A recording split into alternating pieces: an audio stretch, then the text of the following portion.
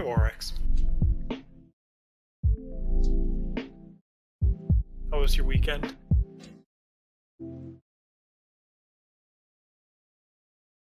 Ooh, those are rough.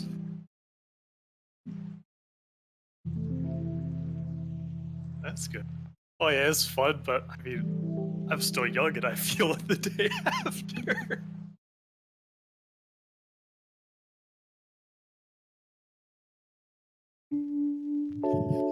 It's like I'm hobbling around. It's good that the kid had fun. I mean, that's the most important part.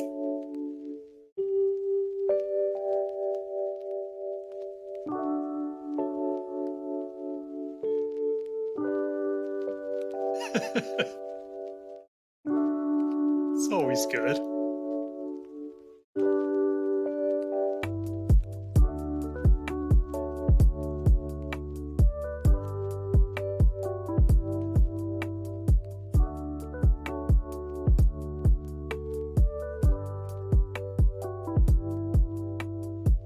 Oh, that's good from that kid. Yeah, I mean, that kind of thing almost by nature just happens there.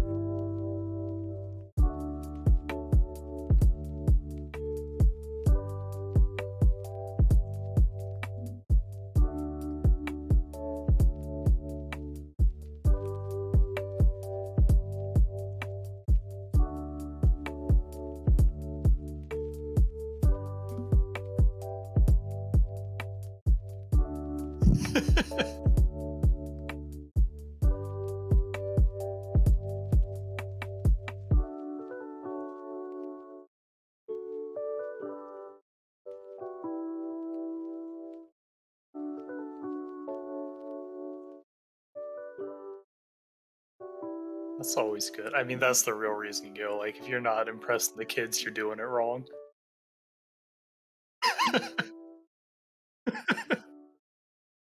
Yeah, but they don't know that. They'll think like, "Oh, he did that cool thing, and now he's letting us have the floor."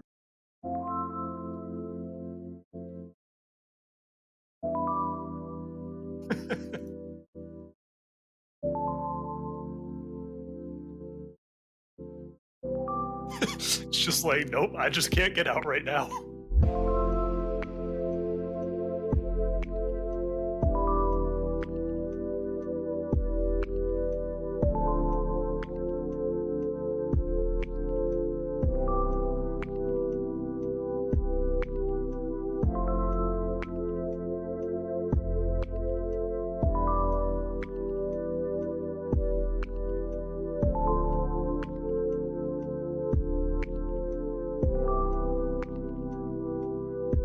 The more I look at these trees, the more confused I get. It's like they literally just drop the points in random positions.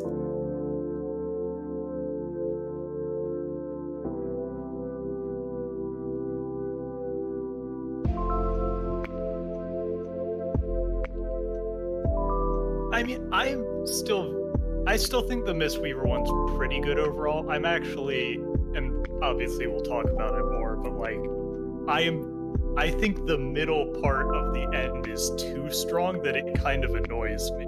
Because it's like, I can't see a situation you ever don't take those.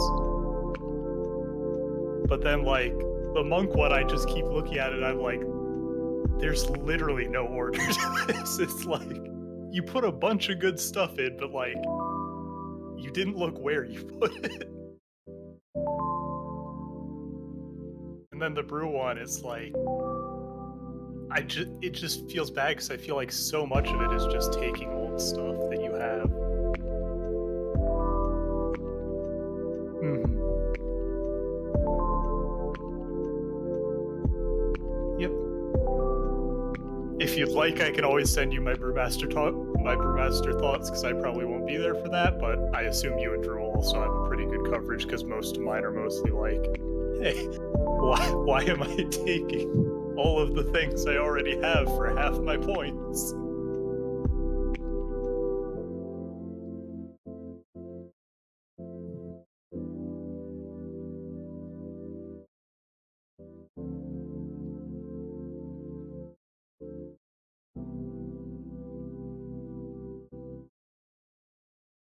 Yep, sounds good.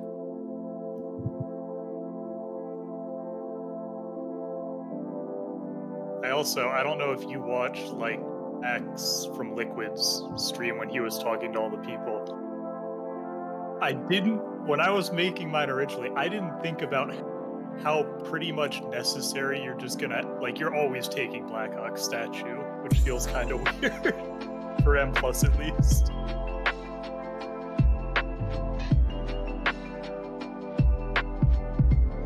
honestly, I think like every spec is just gonna take it's basically like free trees, and it's on a 10-second cooldown, which is like.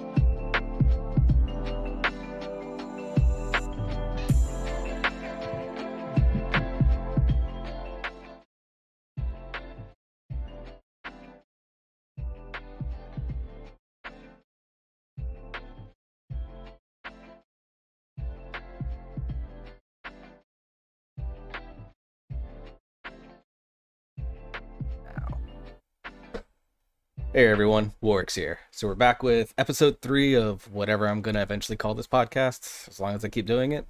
Tonight we're going to be looking at the Monk Dragonflight Talents. They were just released this past week. So this is the first iteration of the trees that we've got here.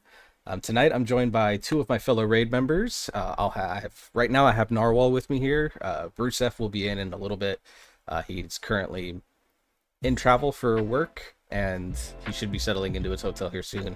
And he'll be joining us. Of course, Drew's going to be focused mostly on the Brewmaster Tree with me, whereas Narwahl and I, we're going to be talking Windwalker and Mistweaver trees, and if what we can of the Brewmaster Tree. I know Narwahl said he has to kind of dip out a little bit early, so when that time comes, it'll just be me and Brewseph after that to talk the remainder of Brewmaster. So you guys know about me, of course, know my history. You're on my channel for a reason. Obviously, we know about Drew. He's here for the Tank Talk video. If you haven't seen that, you want to go learn about Brewseph, go watch that video. It's chaptered in there somewhere. But Narwahl, why don't you go ahead and kind of let the folks, like the quick version of what you do and how long you've been playing, all that good stuff. Oh yeah, sure. I mean, the very quick version is I started in Ilotha at the end of BFA. And originally I was playing a Demon Hunter, and then when Shadowlands was coming around, our guild needed a monk because no one we had played monk except the raid leader, but he wasn't as comfortable on it, so I've basically just been our guild monk ever since. And then recently Warax also has been one of our guild monks for helping out with the raid, but I've mostly played Windwalker, but in M+ and stuff I've also done a decent amount of Brewmaster and Mistweaver as well, so I think I'm pretty well-rounded on knowing monk overall. Yeah, you had the raid team was like 1 monk at the start. Now I think we have 4 in our raid now. Yeah, I think we might have 3 right now, and then like 1 who occasionally comes when he can, Yeah. And then a few people who have a monk alt, but then they're either playing warlock because it's warlock or something like that. Yeah, it's been a big change from the first like 3 patches or 3 expansion or 3, what are they, like major patches for Shadowlands, where I was like the only monk. Yeah, they're either playing warlock or they're one of our 8 hunters. Yep. I still don't understand how we ended up with 8 hunters in the raid team, but that's another conversation for another time. Yeah, it was so weird because we had like 3 for so long, and now we just have 8, and most of them don't even play survival, so it's not like they're just flavor of the monthing it either. Yeah, I think the number was like, I think it was like 5 beast mastery, 2 marksman, and then owner is survival. Yeah, like owner and stabs I think are the only ones who play survival in something crazy like that. Yeah, it's just a wild number. And then lot of olive green. Olive green, and then now with 3 monks, just green in general on our raid frames. Yeah, I mean, once Dragonflight comes around and everyone rerolls Evokers, we're just going to be the solid green team. Just rename the guild at that point. Yeah, might as well. We'll be the Green Raid Packers. It's a good one. Alright, so we don't have to move to Wisconsin for it. Oh god, no. I don't want to go there. If I moved anywhere, I would be moving west, not north. Yeah, that's fair. Alright, so let's go ahead and let's dive into, we'll just drop into the generic monk tree, and we'll look at it from the Windwalker point of view at first. So I've got, share my screen in Discord for you, Narwahl, so you can look at what I've got. Sure. But this is what I've set up. This is mostly looking at like single target raid build type situations. So things like Blackhawk statue aren't going to be taken, which you most likely will take it from Mythic Plus, but for raid scenarios, you know, probably not going to be all that valid unless it's like very specific fights, in which case you just get a DK and it works out better anyways. Now the one, I mean, I think I pretty much agree with all but like 4 points on it, so maybe 5. I don't like Eye of the Tiger. I think that's dead. It's just dead to me at this point. Maybe it's because they put Windwalking behind it, but like I never want to see it. Right. Now, the one thing to keep note, for those of you that are not aware, the bottom middle tier talent is still, quote, under construction, and probably about half the talents in NYI right now, because what would you expect with Monk? So we're expecting this to be, I think there was an old ability called White Tiger Statue that basically just shot little tiger effigies out. Yeah, I mean, my guess is it's a statue that just gives you a little bit of AoE, kind of like how Shun's Empowered Tiger Lightning does right now. So yeah, in most of my planning, I've been assuming that that is something you want. It's not just like dead points. Yeah, I've assumed a DPS talent of some sort, and I've assumed that it's going to be decent enough that you want to take it. But yep, so I've done about the same. So from the monk tree itself, let's start with, let's go ahead and get some of the negatives out of the way, and then we'll talk the things that we like about this tree, the class. From a Windwalker perspective, what are the things that you most dislike about this tree? The fact that Soothing Mist is on it. I mean, that's really the first one, because it's like, and we'll talk about it later with Mistweaver, but if you look at the Vivify one, that's very good, the Vivacious Vivification that makes your Vivify instant. For Mistweaver, that makes Soothing Mist useless, and Soothing Mist was already useless. I mean, you don't have it on the other specs right now, but it was never going to be useful for the other specs anyway.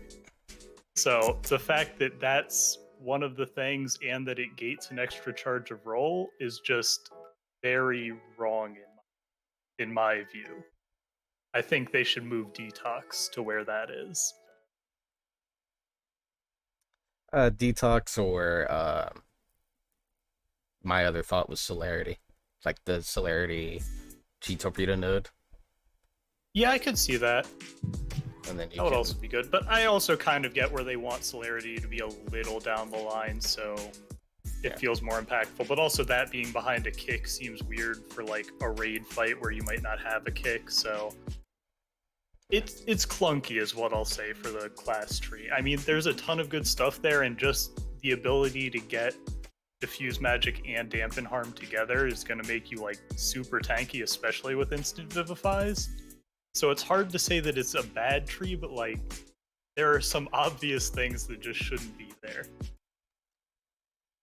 Yeah, there's definitely some things that I think are probably misplaced. For me, the thing that I hate the most about it is some of the pathing choices. Like, you have to take Paralysis and the rank 2. Paralysis one is so weird. Just to get Fort Brew, and then the Fort Brew thing, and then Expel Harm. Actually, if you want to replace Soothing Mist or something, replace it with Expel Harm.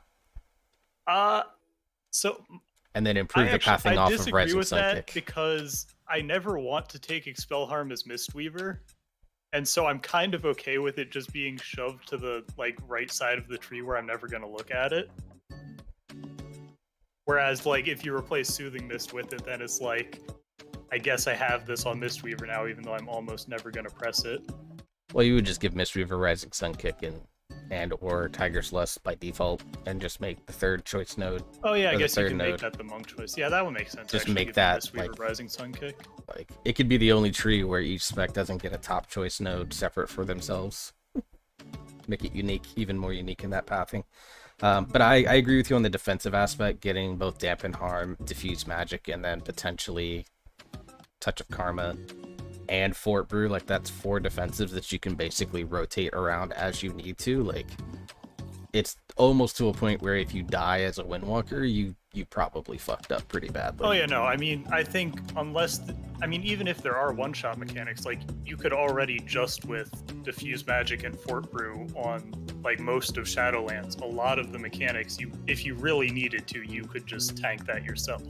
You wouldn't be happy about it, but you could do it. And now it's definitely going to be the point where if you die, it was either some weird one-shot mechanic that is just like an AoE one-shot that hits everyone, or you screwed up. Which I like, because I like having a lot of player agency in that. Yeah, for sure. We'll just have to figure out a new spreadsheet for what we can diffuse in Shadowland or in Dragonflight. Yeah, I mean that's gonna be every patch though. Oh, that does remind me though. Maybe a bigger gripe than Soothing Mist. The fact you have to talent into the 50% movement speed on provoke is a very big annoyance to me because it's so hard to justify taking that talent point, even though it is useful, but you're almost never gonna be like, this is what I need to time this key or to do this fight. So you're just never gonna take it because there are better options for throughput. Well, Which makes me very sad. The thing that gets me too is that, you know, we still have Vengeance left, of course, but you know, we have 5 of the 6 tank specs out there, and none of the other tank specs have to talent this. Well, no, so you get your taunt baseline. This is only the movement speed when you taunt. Oh, I know, but none of the other tanks have a improved taunt talent in their their tree. Was Monk the only one that even had an improved taunt to begin with, though? No, because I know that on I do it every now and then if I'm feeling masochistic. I just like the cheese it lets you do, and I mean, trying to think of any dungeons it really mattered other than halls in Shadowlands. Like, there was some where it was nice for like the slimes in Plaguefall, but halls is the only one where you really got a lot of value out of it. But I mean, it's something that's so minor that it shouldn't be a talent, because you're never going to convince yourself to talent into it unless the fight specifically requires something to move somewhere very quickly, and the monk is the one who has to do it. Yeah. The other thing it's just too niche to be on the tree.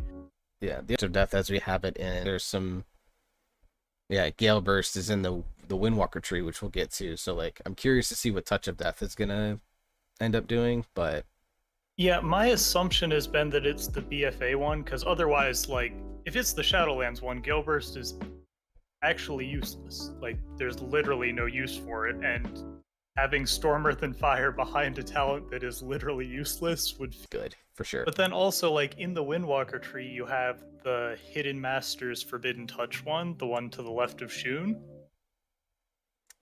which that one doesn't sound like it fits with the, like, BFA Legion version of Touch of Death, where it comes down, because otherwise you're just pressing it twice in a row and not caring.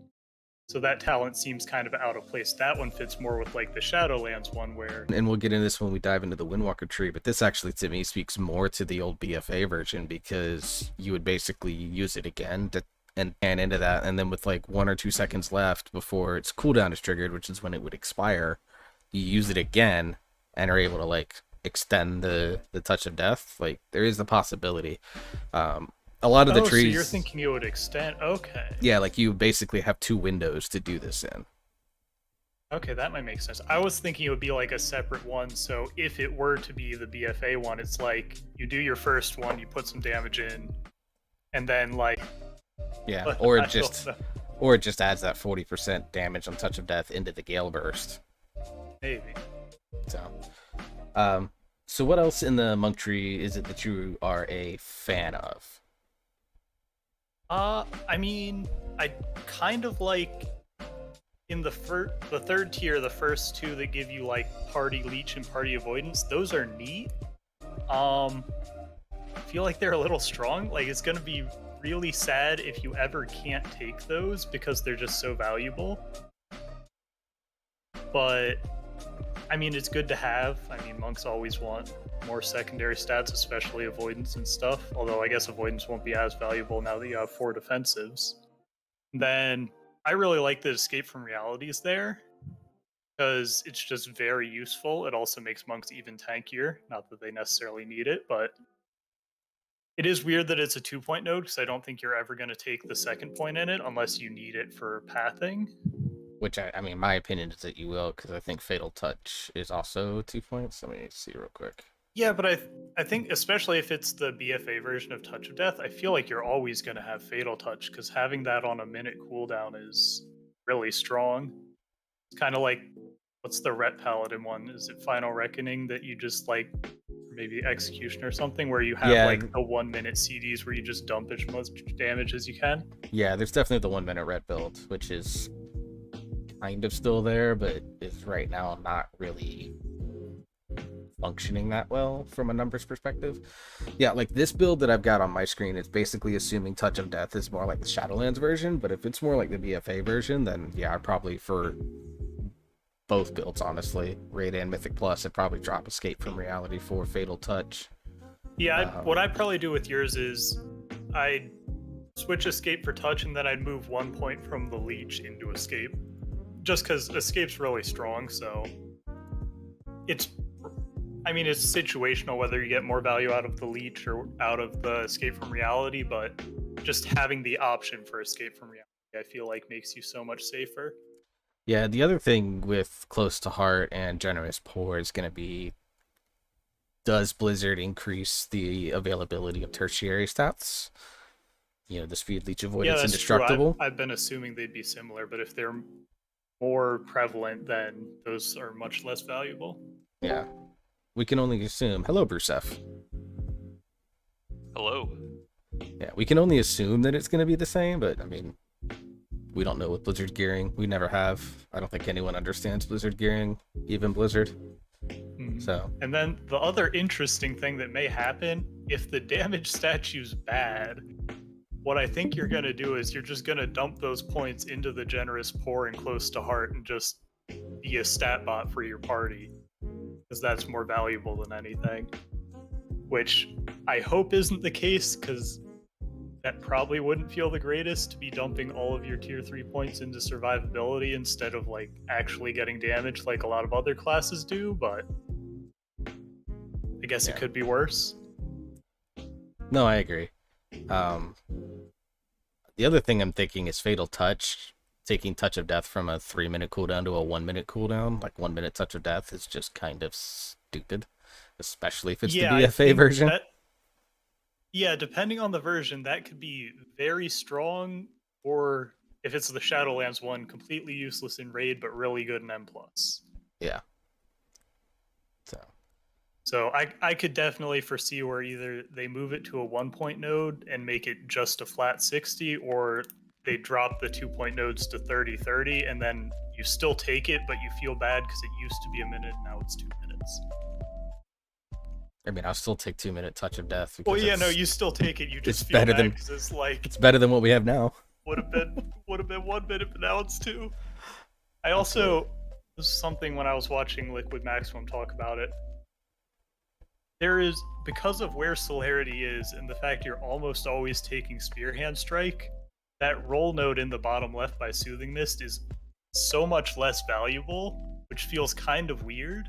Yeah. Because you'd think like an extra charge of roll near the start of the tree is really good, but then with Celerity where it is, that's just better than that node in every case. I'd agree with that. So in terms of like, so again, I made mine kind of looking from a raid perspective. So like no Black Ox statue. I don't think you have to shift a ton of points to get to Black Ox statue. You'd obviously lose Close to Heart and roll out. That's 2 points to give you bounce back. But I'm trying to figure out where the other point would come from. Maybe you get Escape from Reality gone, but yeah, maybe you drop Escape. Depending on the situation in dungeon, you may even just drop the Celerity one, even though having one roll charge would feel pretty bad.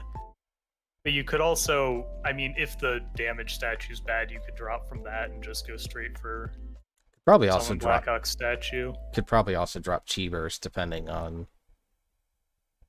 Yeah, maybe. I mean, the Chi you get from Chi Burst fills out your rotation pretty nicely, but you do also have a lot more Chi refunding in your Windwalker Tree, so I could see where you might not ever need the actual Chi from Chi Burst like you do now.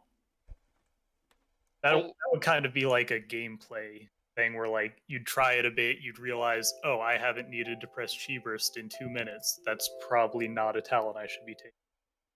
Yeah, and also, like, if you think of it from a Mythic Plus perspective, where you probably would use the statue if it's good, you, depending on, like, the damage profile of the dungeon, right, like, you could drop Diffuse or Dampen. Yeah, that's pretty good for any kind of damage, as long as it's not, like, very small ticks. Right, yeah, I'm thinking, like, if you're in something like a BFA dungeon or like a Warlord's dungeon, like both, like both those expansions were very physical damage heavy, and you could probably drop Diffuse in those dungeons. Yep, or it could be a week where you decide you hate your tank and you just drop Ring. But I guess you'd have to replace it with other points, so who knows? I imagine dropping there Ring will I be a think few costs too points. much, so Yeah, it'd I be do imagine there will be a pretty few points tough, in my opinion, to be able to There's no way the paralysis drop nodes Ring stay. in almost any situation. So I'd probably just drop the point, honestly, from Escape from Reality to get Black Ox, because the number of times you Transcendence in a dungeon is not that often. At least it wasn't in Shadowlands. Even in Season 4, like, the number of times I use Transcendence isn't all that often. So that's probably where I'd probably drop the point. Well, so that would be kind of dungeon dependent too, because if you had Escape, then Transcendence is mostly for like Windwalker Mistweaver. For Brewmaster, it's different because you use it to set up pulls sometimes. But for them, if you had Escape, you'd be using it more as a healing cooldown and less as a like, I need to move to this area or I need to stay on the platform with this. Yeah, it would just be like a supplementary healing cooldown for like big rot phases or something. Yeah, I am very, very ready to double Transcendence to kite mobs out of in and around Necrotic. It is going to be the funniest thing. That does actually give Brewmaster a lot more mobility options, especially since they're probably never going to take Clash with how it is on the tree. Unless there's like a specific mob that you need to clash in that dungeon. I'm of the opinion that Clash should have never come back, but that's for later this talk. Alright, so for the Monk Tree from the Windwalker perspective, on a scale of 1 to 10, 1 being Shadow Priest and Feral, 10 being all the Shaman trees, how are you rating this tree for you, in your view? I would give it like an 8.5. No, I give it an 8, and then probably with the knowledge that it's almost certainly going to have some of the bloat removed, like the double paralysis points and probably the provoke move speed, I'd say it could easily go to like a 9. Yeah. From a Windwalker perspective, I'm going 7 because like this top left half of the tree is completely useless. And like you said, there's some bloat here, the 2 paralysis points. I'm not a fan of Eye of the Tiger being in this tree. And locking Windwalking behind it, and the tertiary stat buffs that you can give your party are a little out of the way. The avoidance one may be a little less so if you're going that path, but they just kind of feel... That is something... Are they getting rid of Windwalker's Windwalking and like you only get it off the tree now, or is that like now everyone has access to a small amount of it? It kind of depends. I don't know if this is like a tooltip error because it says you and your allies within 4 yards. I'm hoping that they just forgot a 0. I hope that hopefully that's a tooltip error, because that's another thing. If they take away Windwalking, that's kind of sad. I would be a little disappointed if they're like, hey, one of the like less noticeable but more useful parts of Windwalker, we're just going to give that to everyone, make it significantly worse. And also, you don't get it anymore baseline. That would be a little disappointing. Yeah, I think it'd be fine if they kept Windwalker's 10%, and then this Windwalking was basically adding on to it, so you could get 14. Mm-hmm. Yeah, that's what I'm hoping. If you threw the points into it, so you're giving it like 8.5. I'm a little less satisfied on it. I'm probably going more like 6 or 7, just because some of the pathing at the top of the tree is just really poor to me.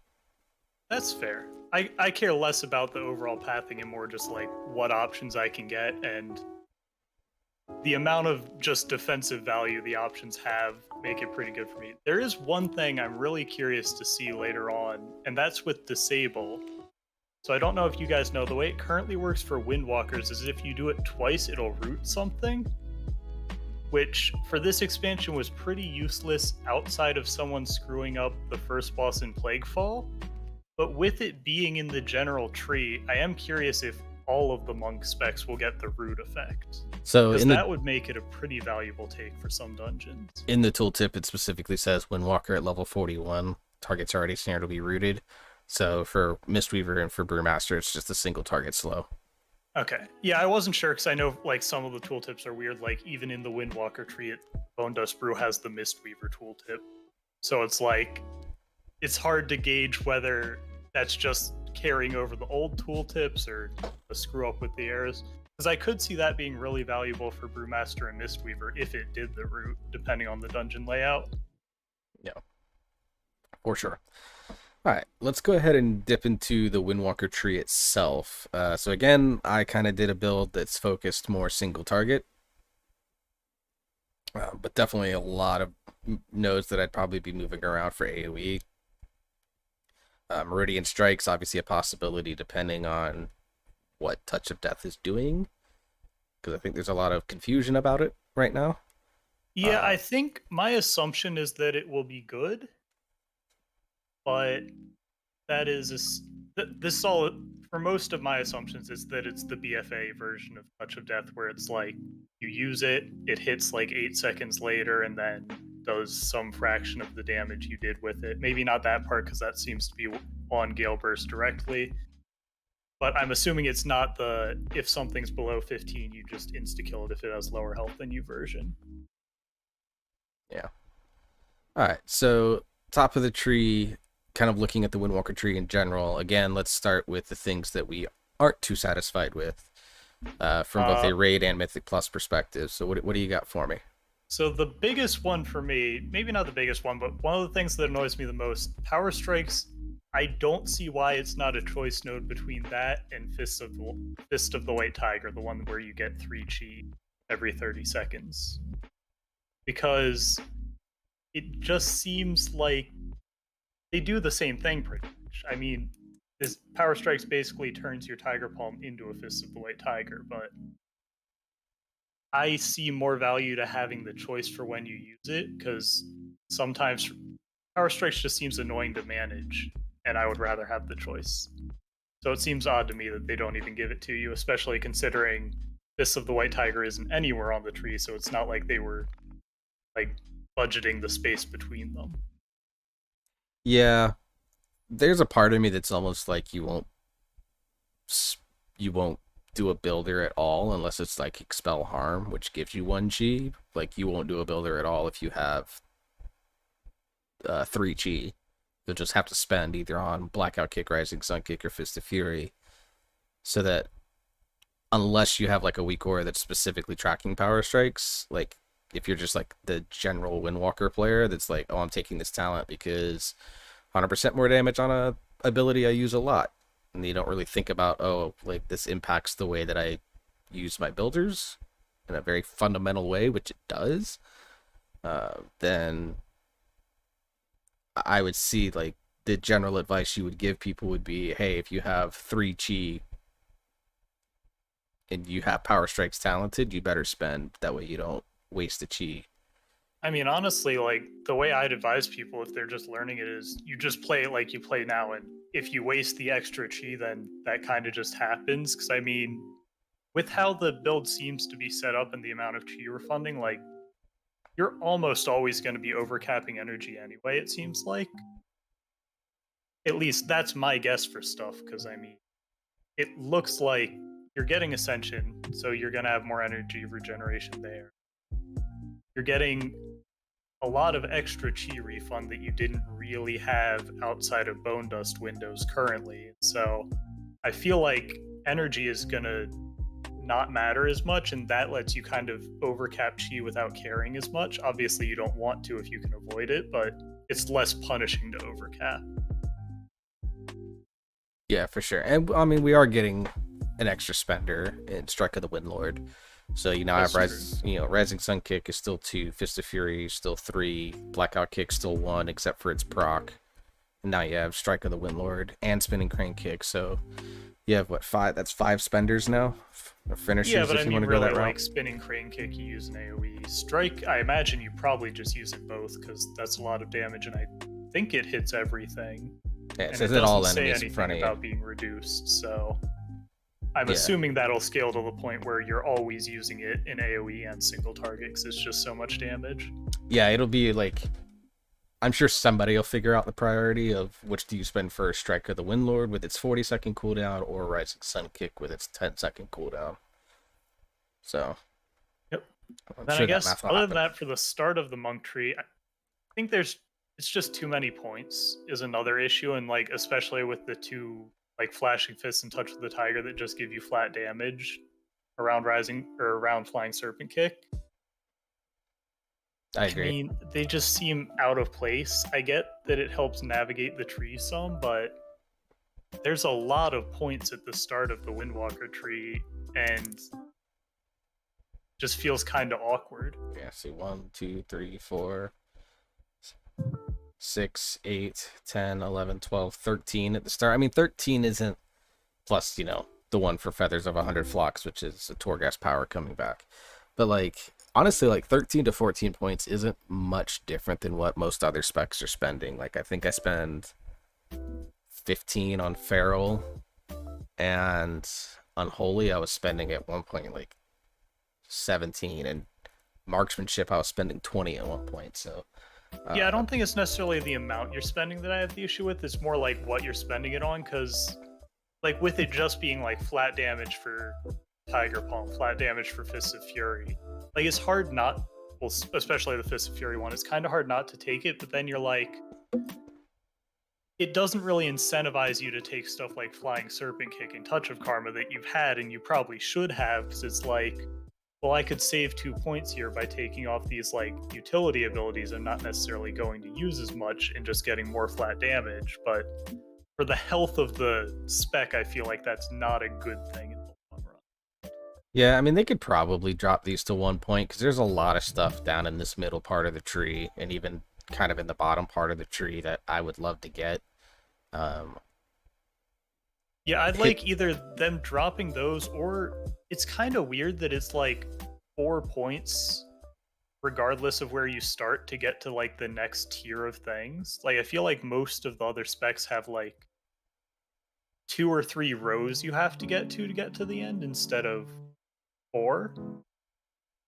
Yeah. And so that kind of makes it weird where like if you have 2 of the lines that are good, like for Monk you want to go down to Gale Burst, you want to go down to Glory of the Dawn, like that's your 8 points already, and then anything else is just extra that you need to take. I feel like it would, on the tree, like pathing to stuff would be better if it was like 3 rows instead. Yeah, I think the other thing they could do is they could take Flashing Fists and Touch of the Tiger and connect them down. Yeah, that like could Meridian work too. Strikes and Hit Scheme, just so that if you don't want Mark of the Crane, because you're in like a pure single target situation where you're not going to be using a ton of spinning Crane Kick, you can still get down into like Hit Scheme, which I'm assuming that's going to be Rising Sun Kick or Fist of Fury. My guess would be Fist of Fury, but I'm hoping it's not Keg Smash. That, or it would be kind of cool if they just gave Windwalker Keg Smash, but I doubt that's going to happen. I'd be fucked up. That's what it would be. But like Hit Scheme, I would love to get in single target, but I have to go through Mark of the Crane to get it, and I'm not the biggest fan of that. So But yeah, I mean, I guess you go through Gale, get it, assuming that Touch of Death is usable in single target. Yeah, could do something like that. Get rid of Mark of the Crane and just go Hit Scheme. So other things that I'm not the biggest fan of is they have like 8 things to prop up Fist of Fury. So we have transfer it's not that many, but you have transfer the power, we assume Hit Scheme, Flashing Fists, Open Palm Strikes, and of course the base Fist of Fury itself. Like Fist of Fury is a thing that's either really powerful if it's propped up by something else, or it's really bad, as we saw for like the first 3 patches of this expansion. It took the tier set to basically make it so that you don't want to cancel it anymore. Yeah, and I think that would be okay, but the existence of Flashing Fists makes me kind of afraid. Like, the solution I would take to that, if they want you to be full channeling Fists of Fury, is just make it baseline do enough damage that it's almost always good enough to do. But if they did that, there's no reason for something like Flashing Fists to be on the tree, because then that's 2 points you have to spend every time. So my fear is that they're not going to do that, and the only way you'll get to the point you want to press it, other than for like some kind of weird She refund through Open Palm Strikes, is by getting Flashing Fists, and then you have to dump 2 points into that. That feels kind of bad. Yeah, I just kind of wish they would do something with Fist of Fury, either rework it a little bit or find something more interesting to do with it, because I mean, it is a cool ability. Like it's a 3-second channel or 4-second channel, whatever, that just does a lot of like conal damage. There's not a lot of spells that, or any spells that really do it that way, so it's very unique in that regard. But like the feast or famine nature of it, the last 2 expansions have been like pretty frustrating to deal with. Yeah, it's been weird. I'm not a fan of any time where it's like, yep, you use this for a GCD and then move on.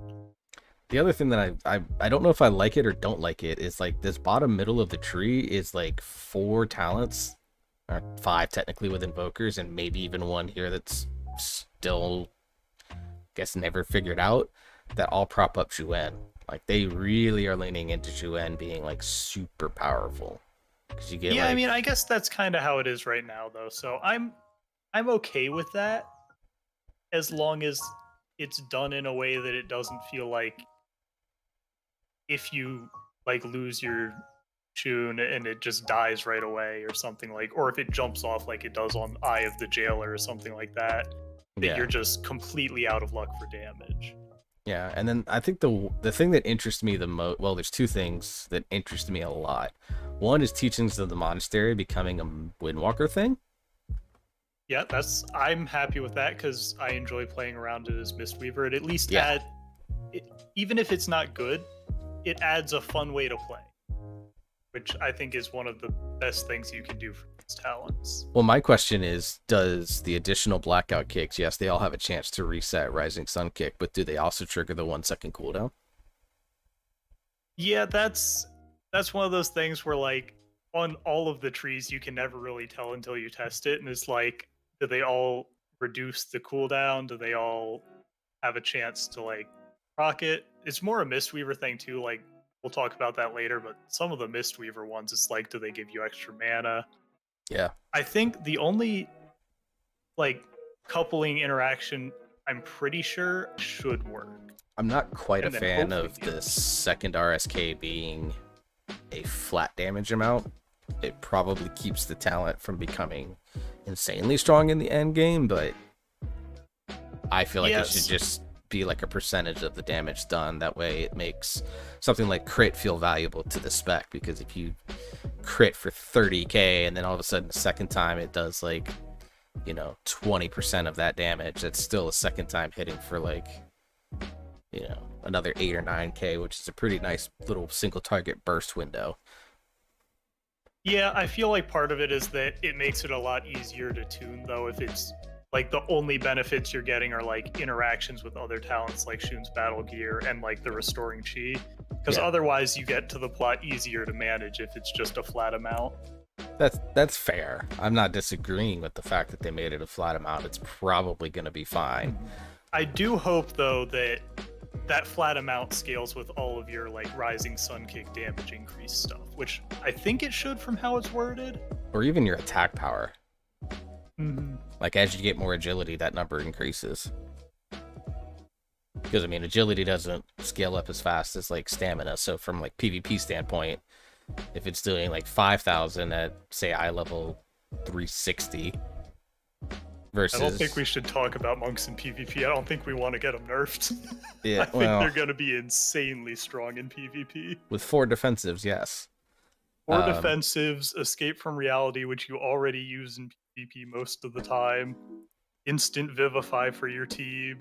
I mean, yeah, it's going to be good. They're going to be good. So they made Storm, Earth, and Fire and Serenity a choice node in the middle of the tree. Yes, I hate that. I think they should have separated them, and they should have made Monk's entire game plan based around, you basically have stances where you're in Storm, Earth, and Fire for a bit, and then you're in Serenity for a bit, and then you're in Storm, Earth, and Fire. I think that would have been a cool way to do it. I get where they keep the choice node. The problem is then you have stuff like Spiritual Focus that just doesn't impact Serenity. So you're still only going to take Storm, Earth, and Fire. Yeah, outside of like very niche cases. you have to wonder if they're gonna eventually update that to also include Serenity, but I Yeah, don't it's mind just this. I don't mind this being a choice node if Serenity. Serenity is not good. Yeah, it was actually a damage loss over no talent at one point in Shadowlands, so like, kind of Yeah, shows just so, where it's at. Like I'm sure there's ways that's my to issue do it. with it being the choice node is just that they've shown they don't know how to balance Serenity well. Yeah, I would love for Serenity to be good because I really like honestly, It's a I lot of played fun to I played with it in like some like low level dungeons, and even in BFA, and it was just like I missed having Whirling Dragon Punch, but like I've messed around with it and I was like, hey, this actually has some potential. It's just like you could feel it not be like great. You know, And maybe maybe like with Strike of the Windlord being added in, like that inherently boosts Serenity's value because that's an ability that Serenity reduces the cooldown of. So maybe that'll make it usable, but I have my doubts. Unless if they add something to Spiritual Focus, I could see it being good. But without that, I think it'll still just be bad. yeah. That does point out Serenity into Strike of the Windlord basically gives you like the current Bone Dust Brew gameplay, even if you don't want to ignore the mastery, where you like Bone Dust Brew, you know, Tiger Palm spinning crane kick, Tiger Palm spinning crane kick, like the traditional AoE. Like you could do that where you Serenity and then you like Tiger Palm into Strike of the Windlord, into Tiger Palm into Strike of the Windlord, and you get like this window of time where you're just, if Strike of the Windlord does a lot of damage, you know, you mix in a Rising Sun kick or two in there as well to keep it uncool, you know, to keep like a Mortal Strike effect up or whatever. You know, there's some interesting simplified burst window gameplay, but I hope Serenity's good. Personally, I would love to get away from Storm, Earth, and Fire. I've been wanting Storm, Earth, and Fire deleted since I started playing Monk in BFA. I don't mind Storm, Earth, and Fire, but it does make me sad that never have the choice between it and Serenity. Serenity's just, at least since I started playing, it's been either actively bad or just not nearly good enough. Yeah. Which So, I do think Drinking Horn cover should also help Serenity out a lot, because I think it's probably... I don't know, it's hard. Summoner I class barely at even that thought point. about that. It's going to be a lot of focusing again. all right. So this is kind of like a build I made for single target type situations. Is there anything that you think you would probably change in this case? It's hard to say because it's a little bit of knowing how stuff will work damage-wise. I mean, I could see a universe where you drop the Shun's Bond and the Thunder Fist and go for Last Emperor's Capacitor, even though it would feel really awkward and probably bad because that's behind Phaline Stomp for some reason. Yeah. Don't really understand the logic behind that one, but I don't know how the damage is going to work out. And then obviously there's the random one where we don't know what it'll actually be. Yeah. I'm kind of surprised that they chose Phaline and Bone Dust Brew. Like, don't get me wrong, I'm actually a fan of Phaline Stomp. I love the gameplay that it does. Like, I played a little bit of Necrolord today and I was like, God, I hate this. I just don't have fun with it. But, like, Phaline Stomp is kind of in a weird position on this tree because the only reason Phaline is actually decent now is because of the Unity. And what they did is they didn't give the Unity effect, they gave the Conduit, which is Well, yeah, that's the garbage. part I don't get. I think Phaline would be fine there for single target if they gave it either the Unity effect, which would be good, or I don't know if you played Naya with it much. Like, if they just gave it Naya's Grove Invigoration effect, because basically you get 100 mastery every time.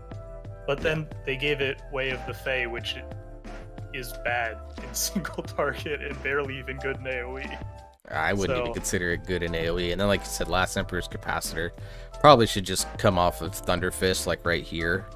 Yeah, and just connect they to have nothing a lot else. of places they could put it. I mean, they could switch it with Kiefers and put Kiefers somewhere else. It's a lot of fights, but honestly, it definitely should not be connected to Fate Stomp. Oh, I agree. All right. And then, as far as for AoE, just having to take 2 points to give Spinning Crane Kick 20% damage just feels bad for like a capstone type point thing, like right in front of Bone Dust Brew. Yeah, so kind of for like the AoE side, kind of thinking something along these lines. You want Shadowboxing Trends, Dance of Chi-Chi. Probably want Meridian Strikes. Yeah, you go Jade. I don't think you take Thunder Fist for it. It'll depend on scaling, and I mean, if you need more funnel type damage, then Thunder Fist is probably good. Yeah, it's completely dependent on tuning, I think, but these are 2 points that you can potentially get away with. Like, Jade Ignition, you want. Jade Ignition, you definitely want. I also think it should be on the other side of the tree. Like, I think that and Hit Scheme should probably change position, maybe, because Hit Scheme would at least scale in single target. Jade Ignition being there is just weird, because it's really not a single target ability. Yeah. But, I mean, I guess it's fine. It at least changes gameplay in single target, I guess, because you would use your Spinning Crane Kick at some point. Yeah. So my question is, in AoE, do you get Bone Dust Brew? Assuming that... Strikes. Which I don't think is a great gameplay thing either. But, I mean, unless Spinning Crane Kick just isn't... Like, if Fist of Fury is tuned enough that Spinning Crane Kick isn't your major AoE spender, then it would be different, but assuming you're still using Spinning Crane Kick as the main one, you need Calculated Strikes because it's just 50% damage. Yeah. I would go almost full meme build and get 2 Touch of Death talents and just full lean into it. Yeah, depending on the dungeon, that might be the play, is you literally are just a Touch of Death bot every minute, and that's your damage. Especially if Touch of Death is the BFA version, you could spread that shit to 4 targets and just dump. Yeah, the one thing that annoys me a lot for Windwalker is that in AoE specifically, it is very easy to convince yourself that Whirling Dragon Punch is not your best choice for a point, which I don't like because it has been your go-to talent since I started playing Windwalker, so it's been even longer than that. To have to choose. You've been playing Whirling Dragon Punch since, I think, WoD. Yeah, I mean, it's the fact that it's there in the tree is honestly kind of insulting because I feel like everyone's like, we've been playing it, it should be here anyway. I really am kind of surprised that it's there and then Dance of Chi-Chi is that early in the tree. Yeah. But I feel like Dance of Chi-Chi is more of a capstone-like perk. I know that some people don't enjoy it because it's very random, but... Yeah, it's definitely a roll the dice gameplay. Whirling Dragon Punch, like, legitimately, they could do one small change to Whirling Dragon Punch and it makes the ability so good. Let you move during it. Don't animation lock yourself, aren't you? Yes, let you move during it like Demon Hunters can for Blade Dance. What if I told you I love the animation lock because it's very fun to screw yourself over with and have to think how to get out?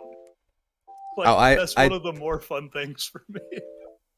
I definitely, like, I was doing Streets earlier today, and I definitely had Whirling Dragon Punch available, and I was like, I'm not going to be able to get out of this thing, so I had to hold it, and then by the time I got to a position where I could safely use it, Rising Sun Kick had come off cooldown, and I just completely missed the use of it, so I was a little frustrated by that.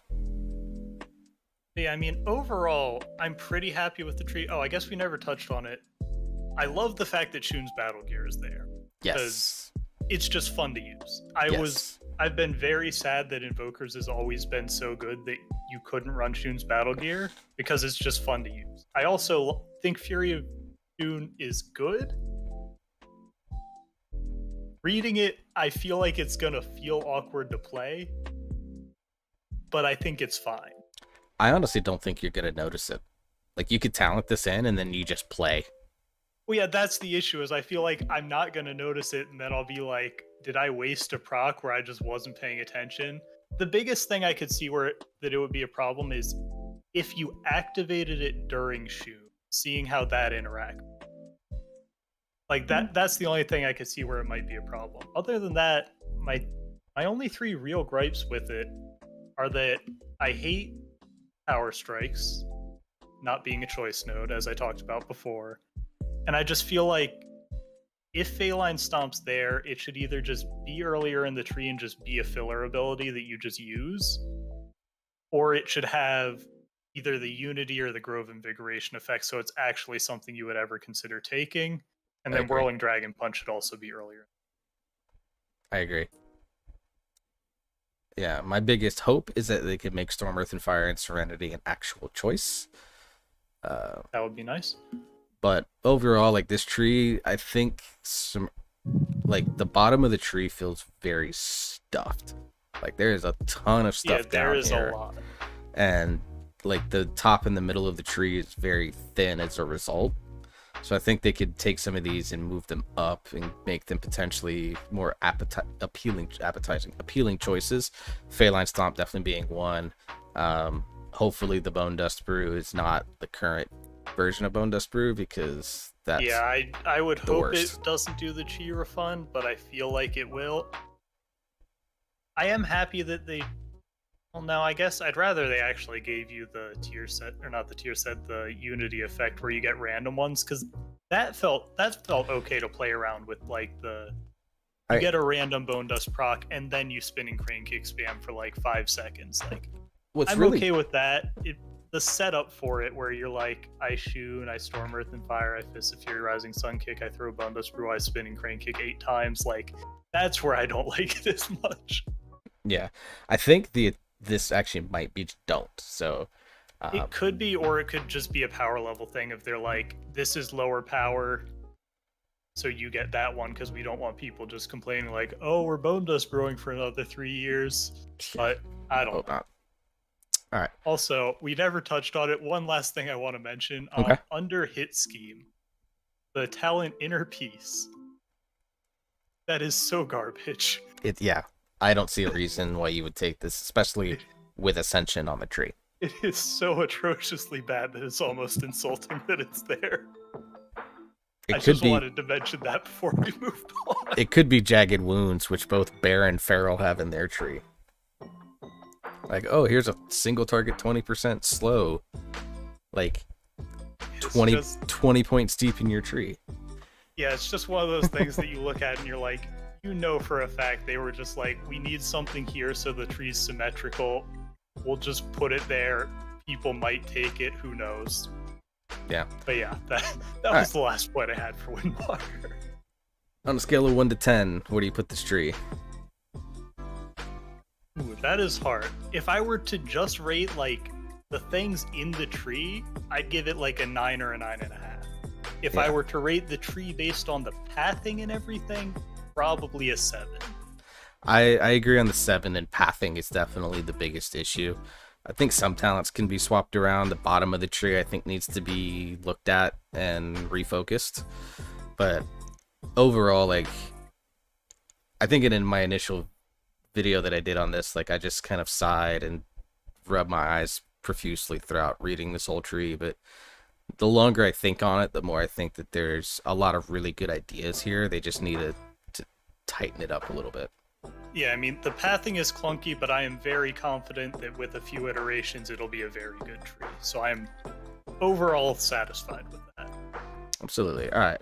I know you don't have much time left with us here today, Narwhal. We spent longer than I thought we were going to do talking about Windwalker, but surprise, surprise. Mistweaver should be pretty easy to run through. So, Mistweaver, I think for the most part, like, I think we would probably agree that the class tree right now is not going to be much different for most of the specs, maybe a couple talents here or there, but yeah, I mean, it's really just what you choose at the end, I think. And I guess Mistweaver, you probably won't take Expel Harm. Won't take Expel Harm, and you probably don't want the Jade Serpent statue. Jade statue's bad because Soothing Mist is bad. Yeah, bring back the BFA. I will die on that hill if I need to. So let's dive into the actual just spec tree then. What are some of your? There's a lot of things on this tree that I think are super interesting, but what are some of your favorite things? One of my favorite things that I noticed right away, the Revival Restoral Choice node, I think is super good because I basically see it as a PvP one. But it's a very well done PvP choice node where it's like in PvP you take Restoral, or for like very niche fights in M+ or raids where you're stunned and need to heal. But then, like, for most of your things, you take revival because it also cleanses magic, and you don't want to detox everything. Yeah, Restoral doesn't do magic, whereas Revival does. I think, and the castable while stunned thing is just a thing. I don't think it's that impactful for PvE. But the magic one I think is interesting because, like, there's a lot of fights, at least in this season, where you don't necessarily want to remove a magic debuff immediately. Well, yeah, so that's nice too, is like, because I know I didn't heal Sylvanas for our guild, but I did a lot of heroic Sylvanas that I healed because I didn't want to wait for Qs. I killed our group so many times by pressing revival. Yeah, so like Sylvanas, I know Mythic Jailer's got some things that you don't want to dispel right away. I think of both Karazhans have magic effects that if you revival them, you're going to murder the party because you dispel people that you don't want to dispel, but you need to heal everyone. So like, there's definitely some good uses between the two. I definitely enjoy that personally. I'm a fan of the fact that I can get Spirit of the Crane and Manatee. Yes, that I think, especially, and we can talk about it later when we eventually talk about Night Fae things, potentially Spirit of the Crane is going to give you a lot of mana, which is good. Because normally, I mean, it gives you a good amount, and I normally run it over Manatee right now because I don't like healing people, so I'm normally just constantly fist weaving. Yeah. So Manatee isn't as valuable to me, but having both is going to help fix a lot of the mana issues that Mistweaver has really suffered from for all of Shadowlands, and probably even before that. I didn't really play any Mistweaver in BFA, but I guess something that we should probably touch on is the Invigorating Mist right below Renewing Mist, your Vivify Cleave.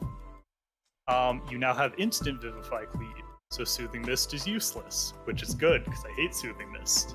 So I'm very happy that that is both early to access, and that even though I'm forced to take Soothing Mist by the class tree, I don't actually ever have to use it. Yeah, definitely think Soothing Mist is going to need to be redesigned and how they want to do it. I don't think it should go back to like the passive healing thing of Legion. You just think it needs to be removed? I mean, anytime I have to press Soothing Mist right now, I'm disappointed. So I'm okay if it never comes back. Now, obviously, I exclusively fist weave, so people who do like casted Mistweaver heals probably have a very different opinion than me. Yeah. But in my very biased opinion, I never want to press Soothing Mist, so I'm happy with the changes. Yeah, the thing about the casting Mistweaver side, because I'm just going to make this very quick. I think they did something very similar with Holy Paladin, is that they just heard the cries for, and kind of with Single-Minded Fury as well. Like, they heard the cries for it, like, hey, give us support for these playstyles. But by Blizzard's own admission, they're like, well, we really don't want you playing that way, but okay, here, it's just not going to be as good. Like, they've kind of straight up said for Fury Warriors, like, if you want to optimize playing Fury, you need to go tight script. Yeah, it's a thing I don't understand, because it's like, it's not like there aren't casted healer classes. And it's not like there aren't ones that even have like similar animations and looks. Like Resto Shaman has pretty similar animations to Mistweaver, in my opinion. So it's like, if you like that kind of like mist rain effect and you want to play a casted healer, just play Resto Shaman. Resto Shaman, Holy Priest, Disc Priest, like all of those. Yeah, it just annoys me where it's like, people like fist weaving. It makes sense thematically for fist weaving to be the strategy, because Monk is like the whole martial artist thing. I mean, Rising Sun Kick is literally the cornerstone of your kit.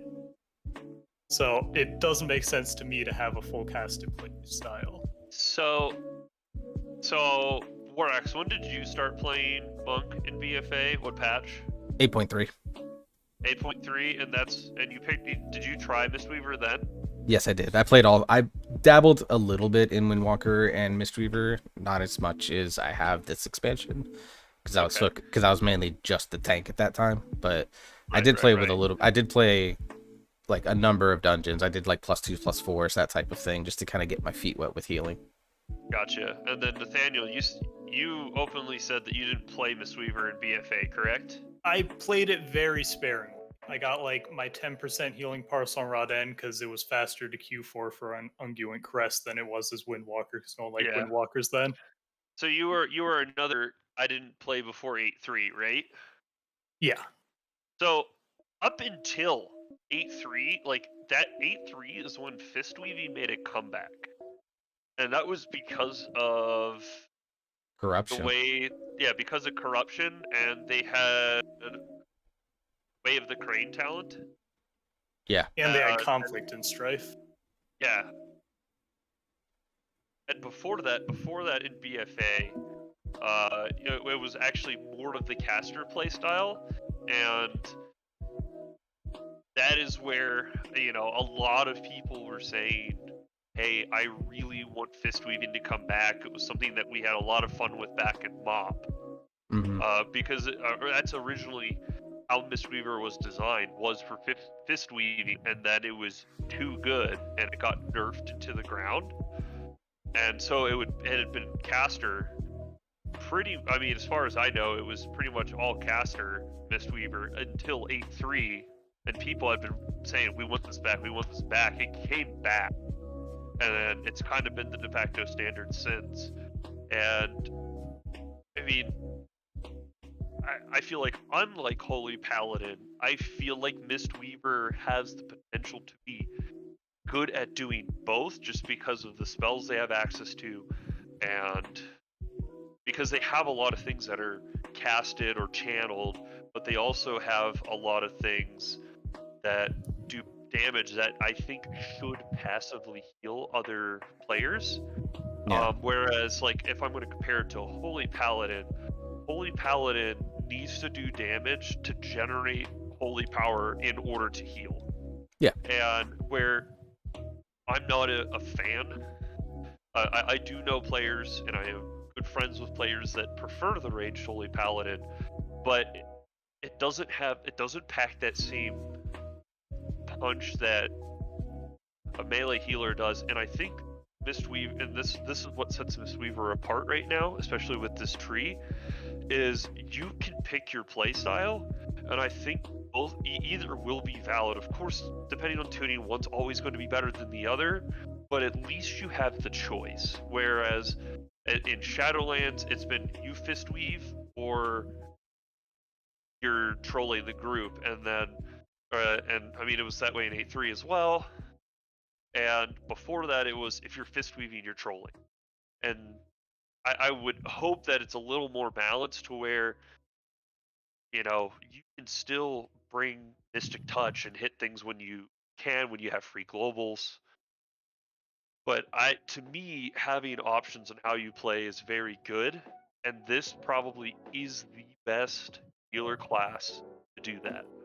I don't totally disagree. The concern that I have about the two styles is that you're gonna have people that are like, oh, I want to be a casted Mistweaver, and then you're gonna go stand out there with like the Moonkins, and like you at that point you basically have cut off half your kit, because there's so many things that interact with, hey, let me Rising Sun kick this mob and potentially get like, where is it? Somewhere in here where like you Rising Sun kick a mob and all of a sudden you could potentially spread stuff, or you get, ancient teachings of the monastery, whatever the case may be. If you want to run Crackbird and Gift of the Celestials, well, like you got to get in there and melee and do stuff. So like and then do they still calculate Mistweaver as a melee healer even if you're playing like a full caster build? Well, now you have a melee mechanic standing out there with your range and your raid, and you could potentially fuck your raid. So like, what I'm worried about is not so much how they built the tree. What I'm more worried about is people being stupid, which I know is a silly worry because people are always going to be stupid. But yeah, I almost feel like the range build for Mistweaver, like it's good.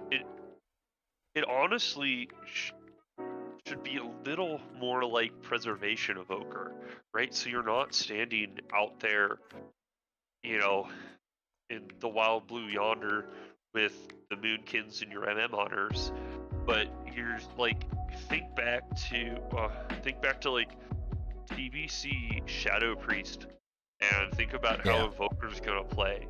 I think that actually really lends to Mistweaver in that regard, because like you said, they do have a lot of things that require you to go in and spread, right?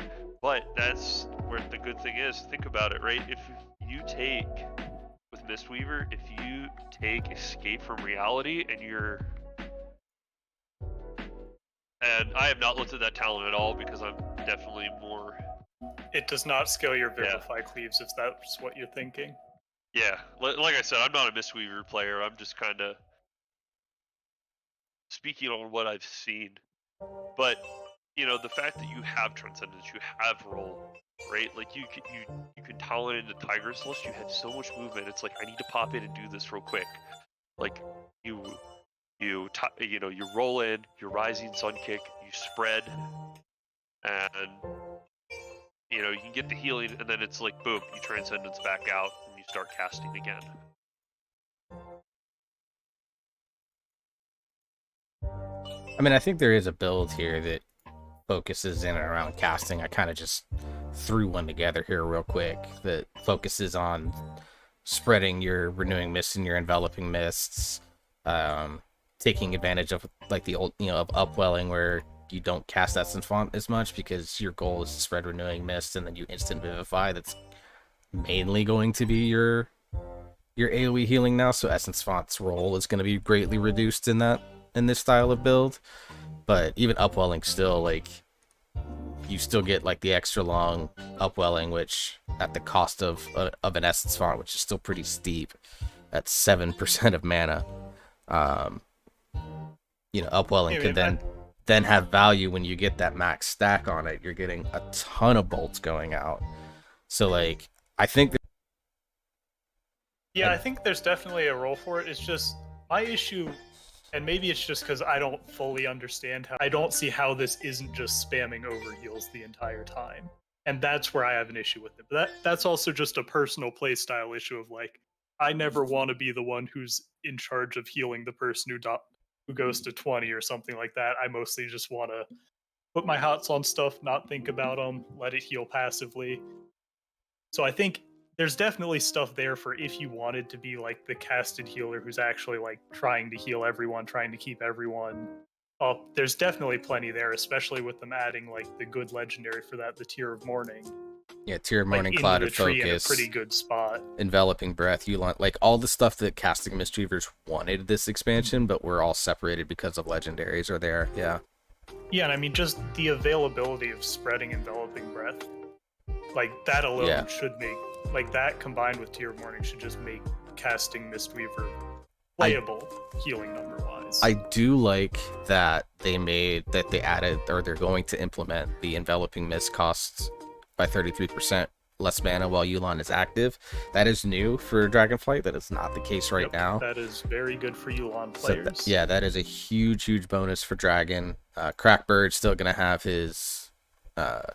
Crackbird was already good, so yeah. I don't think they changed anything. They didn't change anything about Bird. What I do like about the Celestial choice is that it feels like you're actually going to have a choice in both major endgame contents. Like, I could see a situation where you'd want to use Yu'lon over Chi-Ji and vice versa.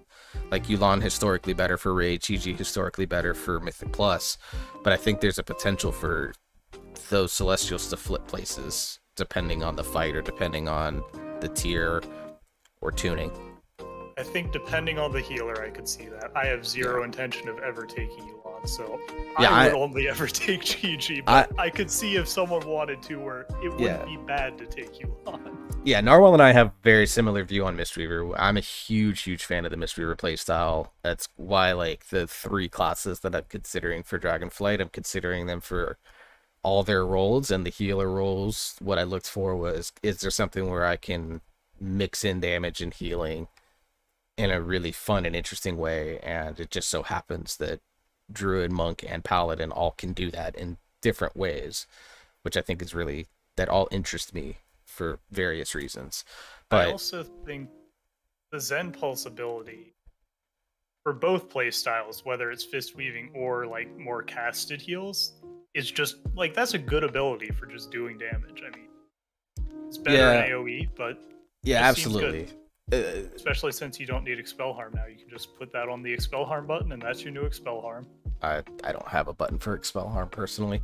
Zen Pulse, I think, for Raid is going to be very fight dependent. A fight like Anduin, where you have these big AoE times, or even 2 targets if you're like going downstairs during Kingsmorn, like I think it'd be really good. But on a fight like Rygalon, it's going to be ass. Yeah, and pure single target, it won't be great. You're just not going to get enough out of it. You might as well spend that point somewhere else. And then, of course, in Mythic Plus, I think it's almost a must-take. I don't think you go the choice note after it.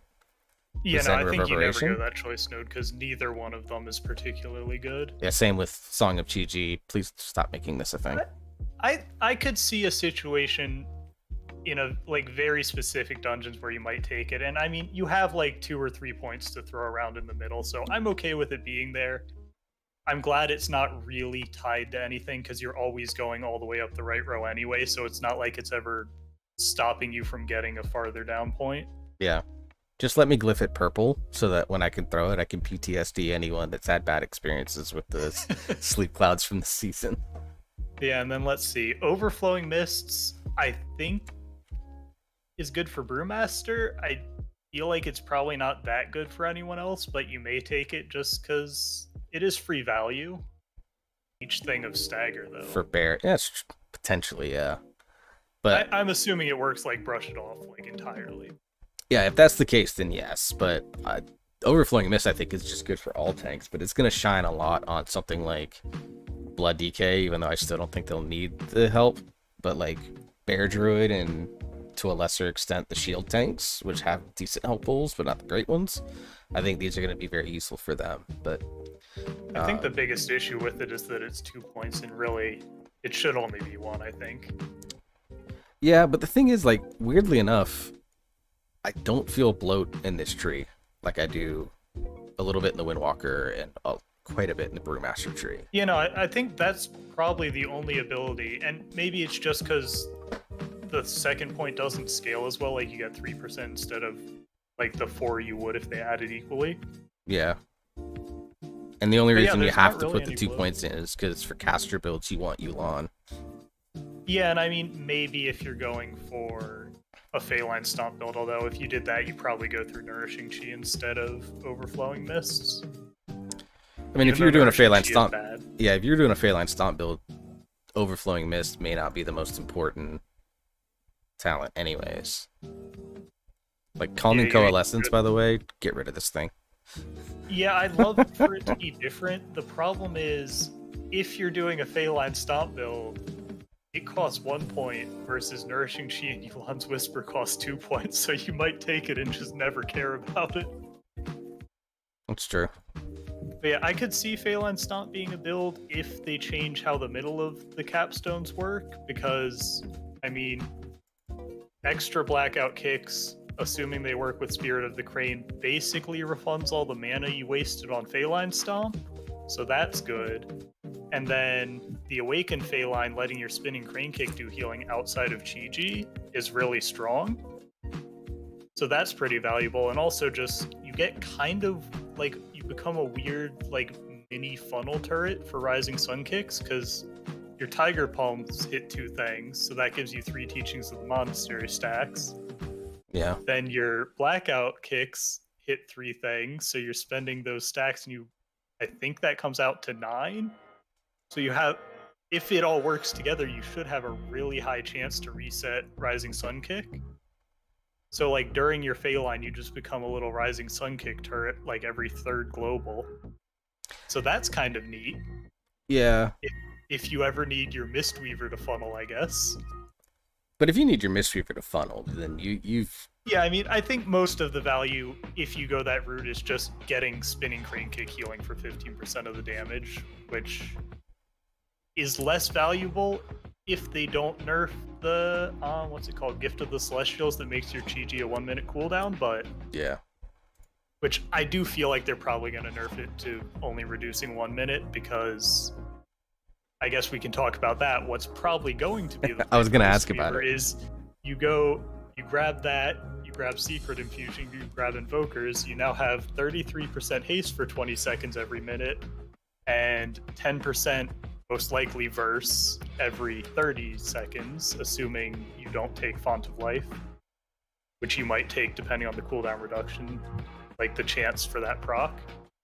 Yeah. But yeah, I mean, it's really hard to beat 33% haste every minute and then like 10% burst for like a third of the time. That's just pretty good. Gifts of the You Celestials still probably take is a 100% choice. Jade Bond, a decent conduit right now, but not one that I think is worthy of a choice node.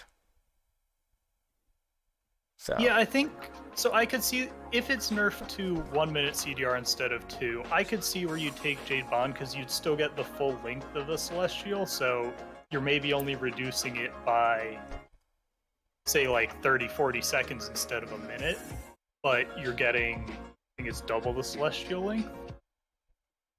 So Yeah. then if it was nerfed, I'd understand it more. But right now, with Gift of the Celestials making your Chi-Ji into a 1 minute thing, that's just going to be better than any other choice you have. There's really not much around it. I agree. And then I guess, other than that, you'll take whatever path works out for you points-wise to get to Rising Mist. Yeah, Whether it be probably going cheaper through through Misty Misty Peaks. I think it's probably going to go through Misty Peaks. It's probably Misty Peaks because it's cheaper, but I could definitely see if you had the extra points to spare where you go Bone Dust Brew, Resplendent Mist, and then get it, because Bone Dust Brew will work out really well with Chi-Ji because you drop it at the same time, you spin and crane kick for 12 seconds, that's all you're healing. It's a lot of free damage, and then Resplendent Mist was your conduit that you pretty much went to as a go-to, so that's just free healing. Yeah. So it is a lot of extra stuff if you have the points, but then Misty Peaks is more efficient. You get a random proc, but the random proc is good. I'm still of the opinion that Misty Peaks is kind of bait, because from how I see the tree, you're going to be overheated a lot. And Misty Peaks just adds to that. Sure, the proc might line up in a beneficial time, but I think it's almost always just going to be a lot of over. Oh, I see this tree, like, when they start doing, like, actual numbers tuning, I see it just getting, some of these talents getting hammered. Oh yeah, I guess that's the alternative, is they just completely take the bat to it and all of the numbers are down, and then it's just bad. But yeah, you could give them like a with flat how it is right now, or a and nerf, based off and like Shadowlands numbers, I think it'll be overhealing a lot. yeah. And I guess the only other talents that are really of note, I mean, Ancient Teachings being a very easy to access choice node is good. I mean, I don't think anyone is disappointed to have that back that likes fist weaving. I'm still not a fan of Essence Font being the trigger. Like, it's okay now because there's synergies with the Venthyr Covenant and wanting to trigger, like, Essence Font being the most effective way to trigger the cooldown reduction on Fallen Order, but no Fallen Order in Dragonflight. I wonder if there's another way to do it. Like, I think considering they've added other avenues for also healing, like shorter cooldown Chi-Ji means your spinning crane kicks also heal. The Phaline Stomp route making your spinning crane kick heal. I think it's okay. I've never really minded Essence Font being the trigger, because in dungeons you just do it till everyone has one, and then you either roll or Rising Sun Kick to cancel it. And then in Raid, I mean, Essence Font just does so much healing in Raid that you're full channeling it anyway on cooldown, unless people are just constantly full. So I've never really had an issue with that being the thing. It is the problem is I don't have a better idea of a trigger, so for now I just have to accept Essence Font. That's because, like, I would say, oh, Renewing Mist, but then there's like 12 talents that interact with Renewing Mist and Enveloping Mist in some way. Yeah, like the only other trigger I could think is like your Vivify Cleaves could apply some like stack that you consume with Ancient Teachings, but that sounds even harder to track. And I mean, Essence Font's just an easy one to be like, yep, this is the trigger, we're gonna go with that. Make it expel harm. I kind of wish. Please no. If I have to press expel harm as a Mistweaver, something's wrong. Especially now that Vivify's instant, I can just Vivify myself for more healing. That's fair. But yeah, I'm curious with it still being 250%, because I feel like that might be a little strong. I could see them nerfing it to where it's like 100% or 150% of the damage done, but who knows? Hopefully they also make the healing a little smarter, but I doubt it. given everything else going on, I doubt they'll invest time to make it smarter. Nothing beats Rising Sun kicking. One person's at 15%, one's at 95, and it heals the 95% person, and you're like, oh, I guess I actually have to cast now. For like 30k, and they only needed like 1,000 heal. But yeah, I mean, overall, there are some points that are weird, like Tea of Plenty is bad because it's random, and you only really want it to hit one thing anyway. Like Vivify getting an extra charge. Half of these getting an extra charge doesn't do anything because they don't have cooldowns. So that's weird that they're there. I mean, a third charge of Renewing Mist would be cool, a second Rising Sun Kick would be cool, but that's about it. Yeah, I mean, it's definitely you want the Renewing Mist to Rising Sun Kick. I mean, another problem is like that synergizing with Secret Infusion, like because of the fact you're always going to have Invokers as well. Renewing Mist is less valuable, and so is Essence Font, because both give haste, which you're already going to have a ton of. So, like, if those stats changed, I could see it being more valuable, but I think some of it too would depend on like what type of burst healing windows. Like something on like Lords of Dread, where there's like that, where there's that heavy, intense healing period. You know, something like haste might actually not be all that bad to make the hot stick faster. But yeah, that wouldn't be bad. You know, Secret Infusion is going to be. Good. I love that Secret Infusion is back personally. I was a big fan of it in BFA, but this is like a like a redone version, so pretty happy about it. Yeah, I think it's good. Yeah, so I know you only got a few minutes left with this here now. Well, let's go ahead and let's rate this tree, 1 to 10. What are we looking at? Oh, that's another tough one because like on power level, assuming that. I mean, it's hard to tell with the numbers because you never really know. I'd say probably a 9. But overall, I'd say maybe like an 8 because it does feel kind of bad that you're basically forced to go down the middle capstone every single time. Yeah. Yeah, but they did add some cool new talents, like Dancing Mist is really neat. Rapid Diffusion is pretty neat. They're the 2.1s on the right that kind of add, like, they add a bit more like interconnectedness to your kit that's pretty cool that you didn't really have before. Yeah, for sure. I'm gonna go with 7 as well, but not for the same reasons that you are. It's not that I don't think that there's like the pathing. I think is actually for the most part fine. My biggest problem is that there's like huge sections of the tree that are just dead. Like there's gonna be no reason to take them at all. So give it that. A lot of the stuff on the left is kind of weak. Yeah, almost everything. A little unfortunate. Yeah, like basically Mist of Life, Nourishing Chi, and then everything below the 20 line. I just don't think it's ever going to be worth it. You have things like Song of Chi-Ji, the Upwelling Focus Thunder, Choice Node. I think it's fine for caster-based playstyles, but you ignore it. I could actually see if they made Focus Thunder work with Secret Infusion. I could see that being good then, but I highly doubt they will. Yeah. I think their goal with it was that you take Focus Thunder, you take Tea of Plenty, and then you have synergy there, but because Tea of Plenty is random. Yeah. Like, I feel like if Tea of Plenty just added a Renewing Mist, a Rising Sun Kick, and an Essence Font, it would be so much better. Yeah. And Restorative Proliferation isn't very good either. Also, there's a Capstone talent that interacts with Soothing Mist. Like, really? Yeah, I mean, that's just a poor idea. Like, yeah. I mean, that talent on this tree should interact with Soothing Mist, or it should interact with Soothing Mist in a way that makes it worth taking. Like, it attaches to 3 people or something like that. Agreed. Like the 3 lowest health targets, not 3 Agreed. random people, because then you're just Soothing Misting someone who's at 100%.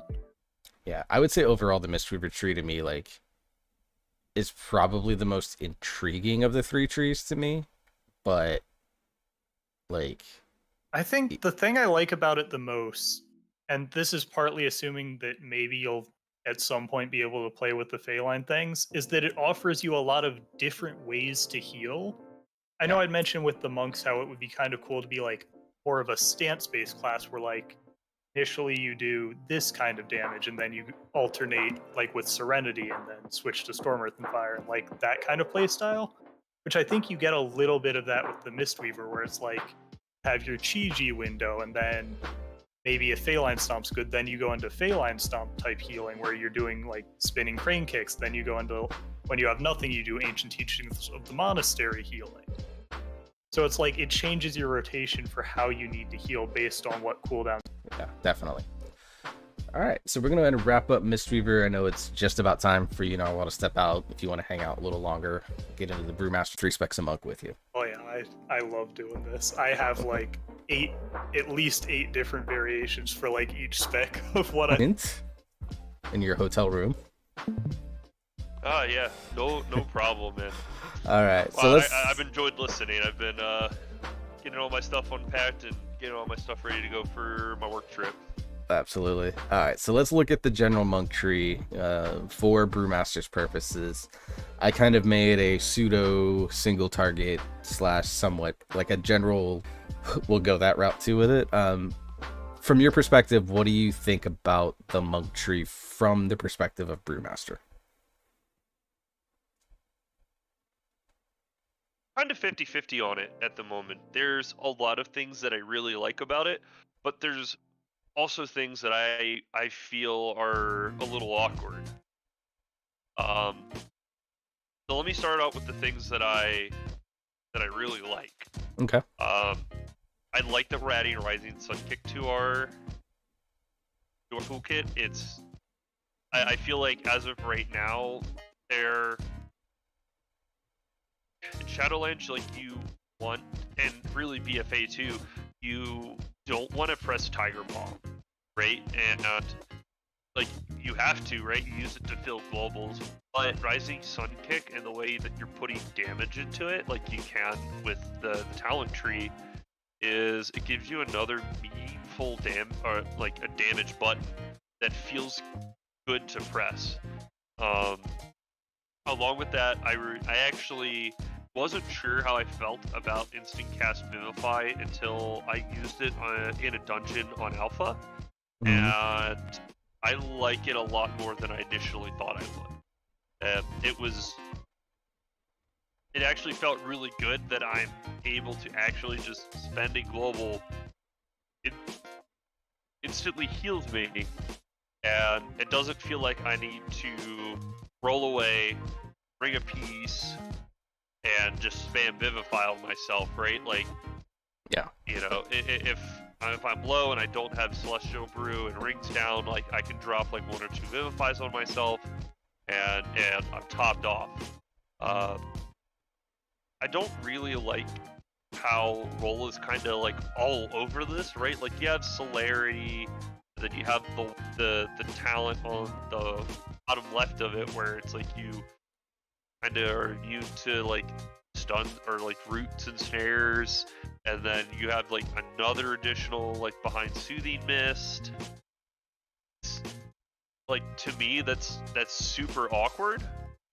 But I appreciate the fact that I don't have to use a talent point to get Tiger's Lust. I will say that, yeah. I've gotten away from Tiger's Lust this expansion just because of my own, like, desire for fun. Tiger's Lust's it's a very cool button, but I just like Chi Torpedo and Celerity. Like, I just wanted to mess around with them a lot. But being able to have potentially, 2 to 3 rolls plus Tiger's Lust, or Chi Torpedo plus Tiger's Lust, like that is going to be interesting to me. So I agree with that. I really like that. Instant cast Vivify, I think it's definitely going to be interesting. Of course, the boost to the defensiveness with the ability to get dampen, diffuse, fort, brew, and then something like bob and weave and high tolerance and stuff like that. Like a lot of really cool sort of inherent abilities to get strong defensive toolkit. And then of course Ring of Peace, you still have Transcendence for getting away. Blackhawk statue now not competing with Ring of Peace anymore, so we can get that as a AoE taunt, which is something that Brewmaster does lack. I mean, frankly, most tanks lack it except Paladin with Final Stand, but having that AoE... challenging shout, though. Challenging shout. I forget. I don't play a ton of Warriors, so I forget. Like, Bear doesn't have a way to do it. DK kind of has Gorfiends, I guess. Like, that's probably the closest thing. Gorfiend's Blood Boil. Yeah, Gorfiend's Blood Boil and Prey, because it may not actually... Snap threat.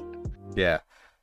Like, Demon Hunter you have like the sigils, so you can chains and then silence and stuff like that, but you're relying really on like Immo Aura and Spirit Bomb and stuff to be like your threat grabber. So like having that AoE taunt, I think, is going to be very nice. And of course, we're assuming the DPS statue as well. I don't know if they're going to like share cooldowns. You can only have one out at a time.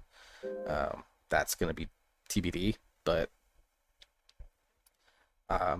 there are definitely things about this tree that I'm not quite sure about. Like I said, with the Windwalkers and Mistweavers, the 2-point paralysis to get into the Fort Brew Expel Harm section in the middle of the tree, I'm not a big fan of. I'm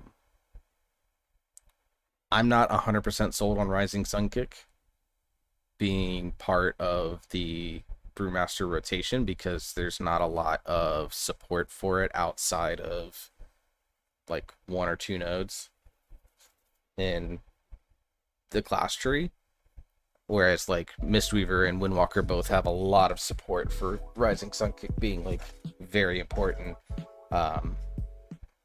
For Windwalker, I think it's just gonna end up being a filler that may only be useful in single target, because in AoE you're gonna make Spinning Crank Kick your filler. So yeah, for me, one of the things I actually find really interesting is, like, if you're thinking from a raid comp perspective, or really a party comp perspective, you, depending on what you have or what you need to bring, I do like the ability to get wind walking, even if it's like 4% increased movement speed, because even though it's not as good as the base Windwalker one we currently have in Shadowlands, it's definitely a raid quote-unquote buff on top of Mystic Touch that you're already bringing that can be beneficial on some fights that are heavy movement based.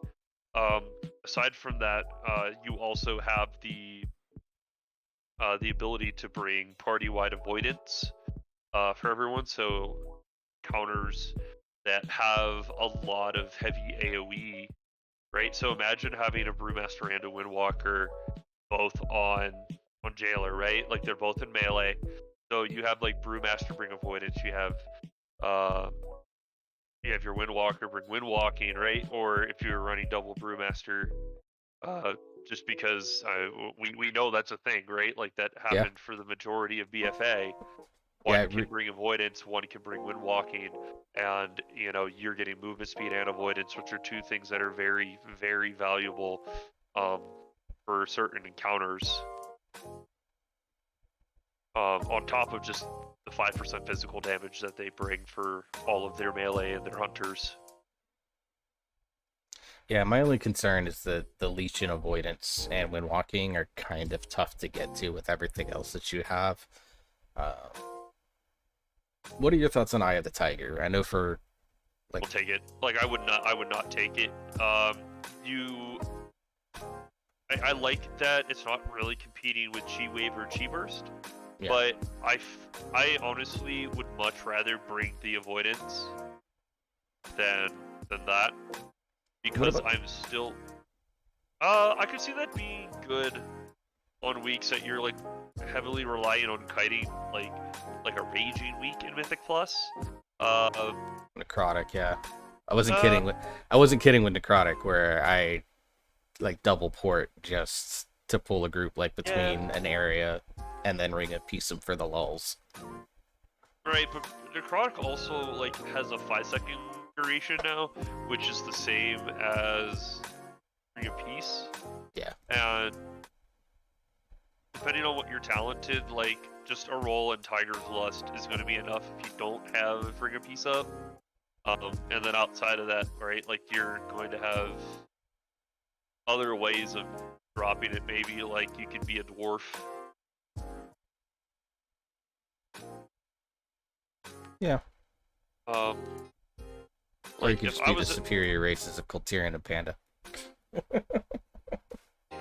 Kidding. Kultirian is busted. Brush it off is dumb. It is so good.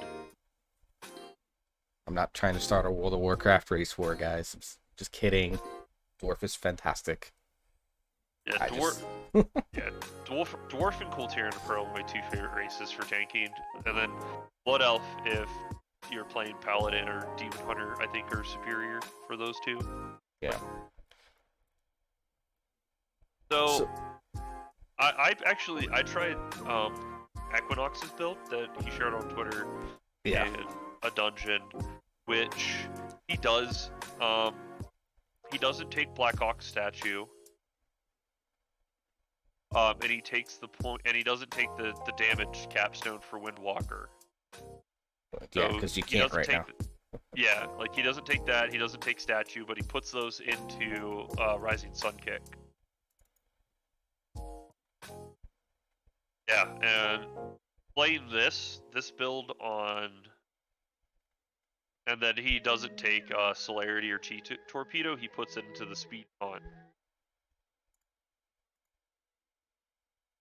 And playing this build in the one dungeon I did was, it felt really good, and it felt really active and engaging. I didn't feel like when I pressed Tiger's Palm, like I pressed it because Cake Smash is on cooldown, Rising Sun Kick's on cooldown, G Wave's on cooldown. I already have Rushing Jade Wit up. Yeah, Blackout Kick, right? So like it's a much more active rotation. On top of having both diffuse and dampen feels incredibly strong. Seen as like going from pack to pack, right? I played the newest dungeon, the one where you have to use like dragon riding to get around. Yeah. And like going from like each section, like there's some packs that do a lot of physical damage, and having dampen as an extra CD to go along with Celestial Brew feels really good. And then there are some packs that you have a lot of casters, and having diffuse is good. And I'm sure there's going to be things that you can cheese with diffuse, right? Where you can just put like think about the dot that you get all the time in Spires of Ascension from Oripharon. Like every time you get hit by that stomp, you have a dot that you can diffuse back, and you might not have diffuse every stomp, but just from what we've seen Windwalkers do with it, it's incredibly powerful, and it's extra damage that you'd probably only see from a Prot Warrior. Interesting. Yeah, I haven't followed a lot of Monk stuff on Alpha yet because been pretty busy this weekend with family stuff and some other things that I've got going on, but I definitely will be checking out some other things. So I don't hate the idea of this build. I think Black Ox statue will kind of like the capstone, I think, is for what we presume will be the DPS, and the Black Ox statue I think are going to be very almost like fight or weak dependent. Yeah, something like again like necrotic. Just make everything. It's like okay, make everything attack your thing, reset it. Or if you have threat issues, because we know there's gonna always be threat issues because Blizzard still wants threat to be a thing for some freaking reason. Then being able to use Black Ox to get that back if threat is like it was say in the season 1 or 2 of PFA or of Shadowlands. The DPS statue, I think it's just going to be a tuning thing if we take it or not. So yeah. I can see why skipping the statues would be good. I think getting Black Ox in particular is going to be very good for new brewmasters to keep them very safe as they're learning. But for those of us that are experienced, I say experienced, I'm playing Brewmaster for 3 years now, I guess. So I'm not, compared to some people, I'm still a baby, but, you learn a lot in that time frame. We wouldn't necessarily need the statue because we know of the other ways that you can get threat back and stuff like that. So yeah. I definitely see the value in skipping those. The DPS one, like I said, I think it's going to be completely dependent on how much damage does it actually do and what it is. Yeah. So 1 to 10, where would you rate the monk tree from a brewmaster's perspective? I'd give it like a 6. Yeah. Yeah, I tend to agree with that. Kind of the same reasons that I rated a little bit lower for the other specs too. I really hate paralysis being 2 separate points, and it being the only way to get down into fortifying brew. The complete upper left side of this tree is completely dead for almost all 3 specs, I think, so they really need to rethink that. And there's not even really, like, the leech is probably the closest thing on this left side of the tree that I would want to go chase, but I don't want to go chase anything else around it. Like, to me, like, this tree stops at, like, the line where you can instant vivify and diffuse, escape from reality. Like, that's the end of the tree, because almost everything to the left of it, except for maybe Chi Wave, is, it might as well not be there. And that's my big problem with the class tree in general, but it impacts Brewmaster the same. Yeah, 100%. And I know this is probably a little awkward for some maybe newer Brewmasters. It's like you only have Tiger's Lust and 1 charger roll, but you still have Transcendence. You probably get more use out of Transcendence that way, right? But this is also more something that I guess someone like Equinox is throwing out there, right? Like he's gonna have ways to get out of any situation, and he's already thinking about, like, if I need to kite, how do I get out of here if both are down? Yeah, and then there's the extra layers of, like, group comp, so that's obviously important as well, because even though a lot of other specs, you think of, like, DPS are going to be like, oh, I want all the throughput nodes, screw all the utility. Well, that's not totally true. Like, there are going to be specs that, like, for example, the shaman trees, you have like 4 throughput nodes in your class tree, and the rest are just utility and setup. And there's some other class trees that need work, but like druids are the same. They have a lot of utility built into their kit with some throughput node. There's just like a 60-40 utility versus throughput, and they're forced to take some utility in order to get to those throughput nodes. So I think there's going to be a lot of other things that will determine kite to where you needing insane levels of in-combat mobility may not be necessary. Yeah. And, like, for a specific dungeon or a specific raid fight, if you ever need those, you can look at some of the other extra talents that you might not need, right? Like, if you're in raid and, it's like a Sludge Fist. Well, Sludge Fist isn't a lot of magic damage, but it might be nice having an extra charge of roll to, get somewhere, taunt him with a speed taunt and get him to where he needs to go to quicker, right? Like, away from a pillar. You could drop Diffuse for that and pick up that extra charge of roll or Chi Torpedo, depending on what you prefer. Yeah, for sure. So definitely some improvements that could be made, and some questions still out there, I think.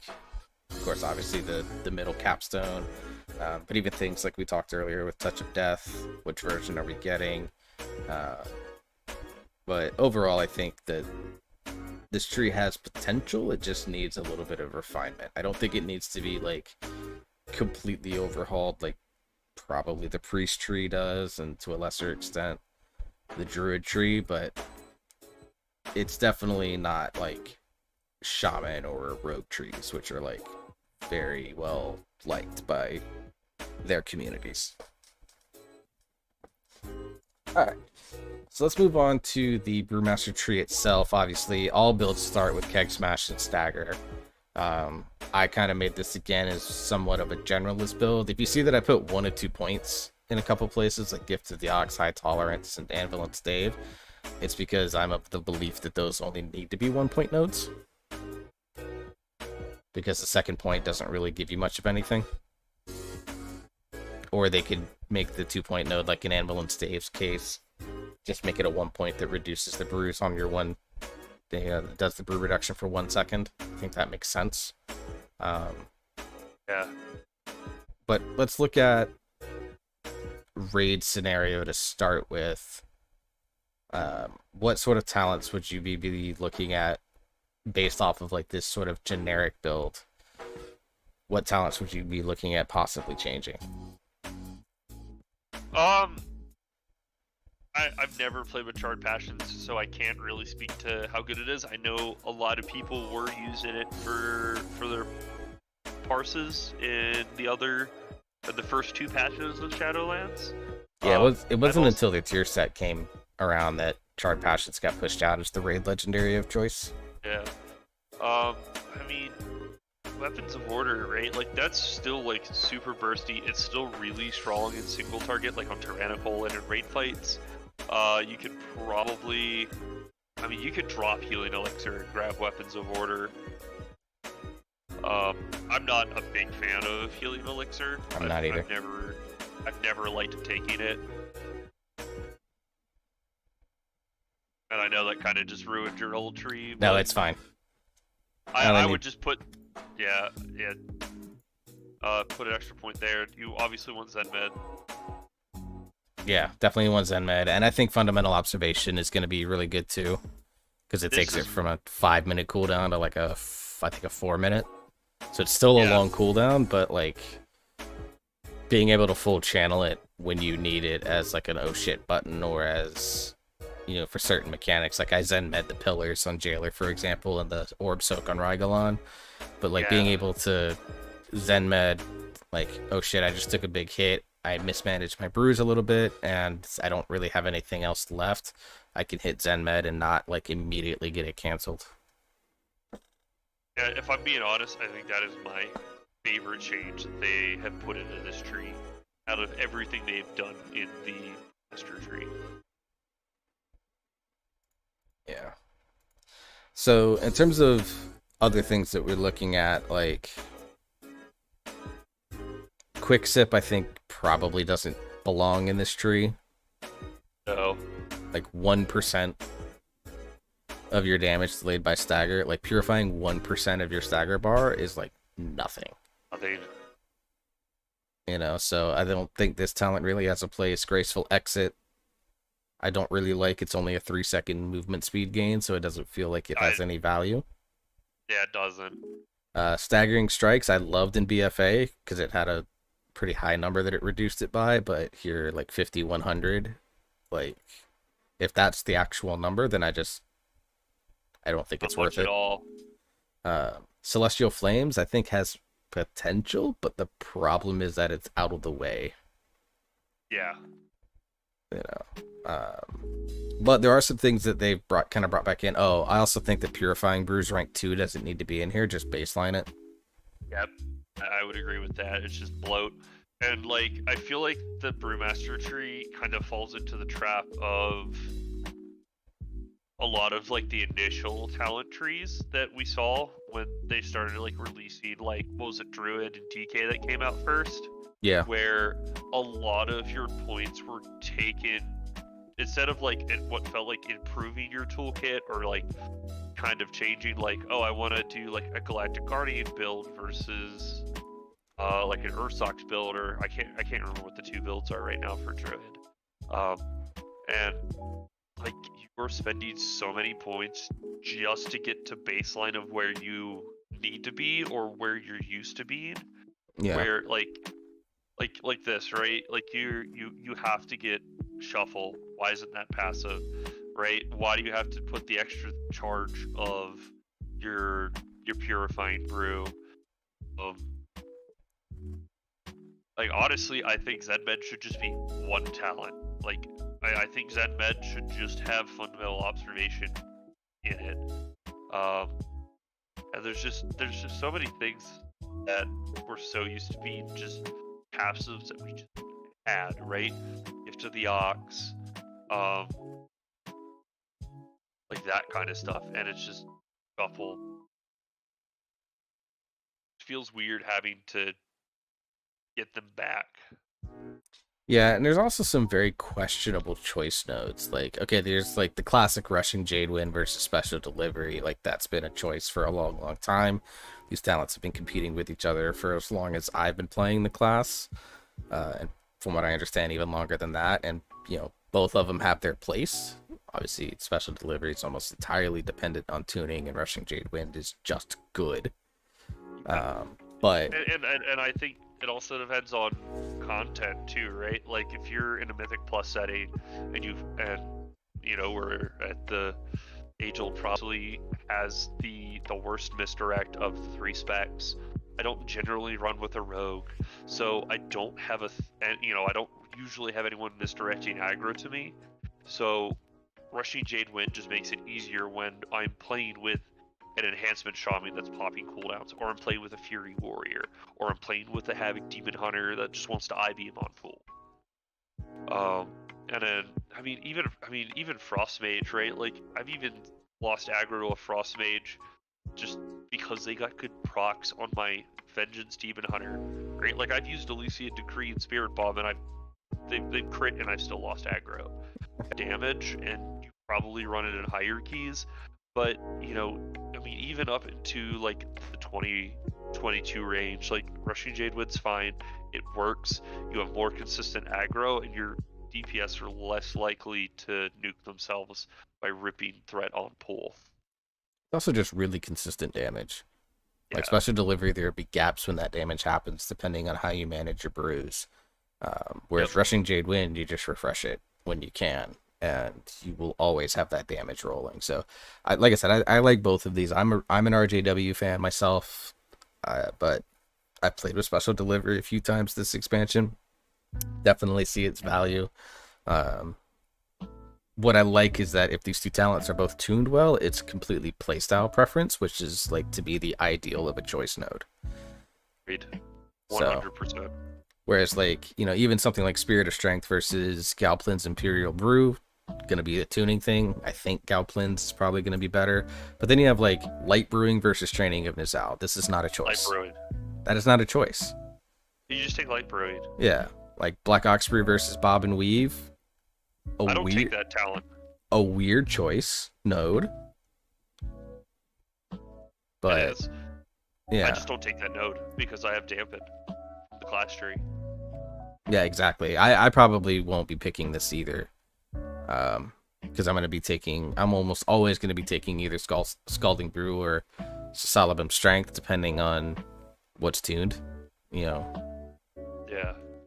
But yeah, kind of looking at it, was Rushing Jade Wind. Of course, we get both Celestial Brews, which again, I think they just needed to fill out the points in the tree.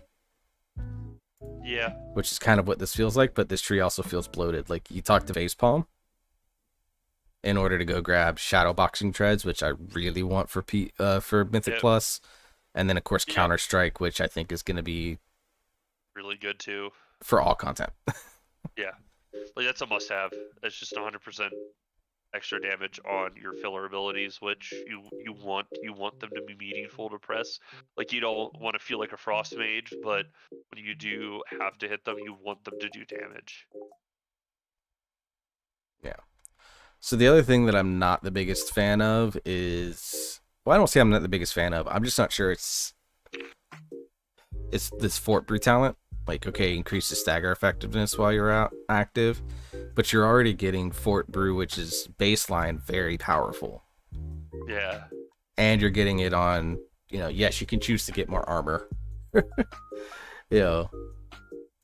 Like I don't necessarily think you need the armor, right? Like, you want the CDR on it from the class tree. The only reason I could see Fort Brew being like the armor and dodge, because it's not because of the armor, it's because of the dodge. It's because it just will make your Counter Strike like insane. Because right now Counter Strike has a 1 second cooldown. So basically every GCD you can dodge and just Tiger Palm or Spinning Crane Kick something, and you're just gonna get big damage out of it. And that's why. That's kind of why I don't feel like Rising Sun Kick has truly found a place yet, because there are a few talents that support Tiger Palm being a much better filler than what it is now. So yeah, and honestly, like, the way I'm looking at it too, right, is there's going to be times where you need or want your stagger to be more effective. Like, if you're fighting something like the third boss and like Sanguine Depths that has that take nuke just absolutely fucked all expansion. yeah, right? it did. And like you're not. I mean, it's really good when you have Zhao up because Zhao obviously like you share the damage with him, and you can get some damage from mobs just by purifying. But you're gonna Zhao isn't gonna be up for all of those, right? And you might not have like a defensive trinket and a celestial brew ready. I mean, now you'll have Zen Med, yeah, but really being able to delay that stagger really smooth out that damage from that tank buster because it was a channeled ability and it right. Like if you're playing Blood DK, you need to pull RP for it. You take like 2 hits, right? You can Death Strike 2 hits, Death Strike, and this just smooths it out. So like, like you can keg smash and heal yourself through it right now, like last season. Or like it makes it easier for your healer to heal you through it if you just didn't have the self-sustain like you have in season 3 and season 4. No, I definitely agree with that. In terms of the bloat issue, like I'm just kind of looking at the tree. Like they have high tolerance as a 2-point talent, but the only thing that you gain increase is your stagger being more effective at delaying damage. Right now it's 5%, so this talent is technically nerfed. And I think it should probably only be 1 point and be the 4%. And then Anvil and Stave, like I said earlier, should probably just be the 1 point and do the missing brews. Because even just based on this current tree, these 2 talents being 1 point allows you to grab a different combination of choices. You can grab Weapons of Order with Effusive Anima Accelerator or Call to Arms. Or you can grab Bone Dust into Bountiful Brewer Attenuation. Or you can grab something like Exploding Keg and Celestial Flames. Or you can go more defensive by getting Bob and Weave and the Fort Brew talent or something like that. I just think that if they do something like take these 2 and make them 1 points, make the Purifying Brew rank 2 and the Zen Med rank 2 all also in there, all of a sudden now you can open up to not necessarily getting 3 capstones. I don't necessarily feel like we should be able to do that. I wouldn't want all 3 anyways. But like Celestial Flames is a talent I think could be really neat. Staggering Strikes, if they can make the numbers a little bit better, would be really interesting. Or you grab Healing Elixir for more sustain. Like it starts to give you options at that point. This tree isn't as bloated as I thought it was at the start, but it feels like you said earlier, like you're just getting back to baseline without really getting much of anything new. Things like Ambulance Stave, Counter Strike, being able to get Charred Passions and Storm Stout's Last Keg. Both very cool. Solemn Strength, kind of an artifact trait, in my understanding, returning. So, but you still can't get something like Elusive Footwork to increase your dodge to make Counter-Strike better. Blackout combo is still not all that very good. So, there's still some definite weaknesses in the tree, but the fact that we're not getting a ton new tells me that either they don't have many new ideas, which is weird because the tank's been around for a decade or so now, or they just feel really good about where this tank is at right now. And because of that, they don't really want to mess with the formula too much. I mean, to be fair, we looked at, Alacris's stats of just Brewmaster and Mythic Plus, and it's consistently number 2. Yeah, right? and it's been it's consistently for high-end rating and really even for heroic content, Brewmaster is a staple tank. It is almost always the go-to tank just because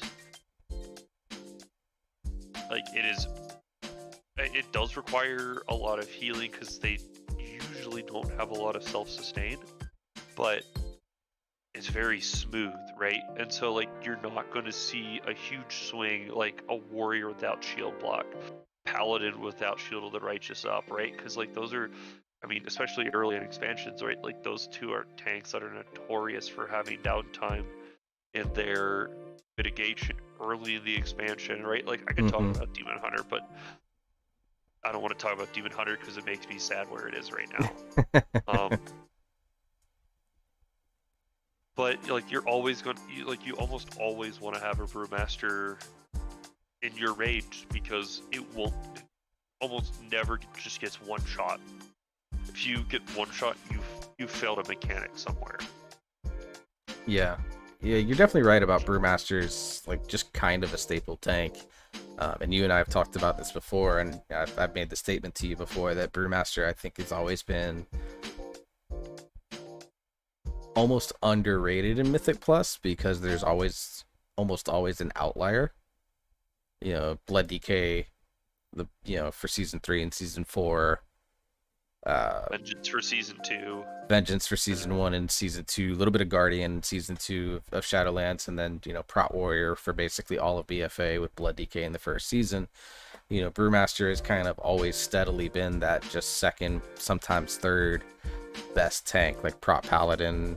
You had like the trio of DH Paladin and Druid as like a Halls of Atonement specialist in season 2. That was probably quote unquote Brewmaster's worst season, but even then it was not because Brewmaster was bad. It's just because those tanks had a very specific play style that suited the dungeons and the affixes very well, or the seasonal very well, and they gained a little bit more out of it, whereas Brewmaster didn't. But Brewmaster was still timing like the second and third highest keys on average. Yeah. For tanks. And then, if you go back to BFA, right? Like, what was it? Cahoon was Brewmaster Blood DK. Dazara Lore was Brewmaster Prot Warrior. I don't remember what Crucible was. It may have been a double Brewmaster tier. That was a double Brewmaster tier. Eternal Palace was a double Brewmaster tier.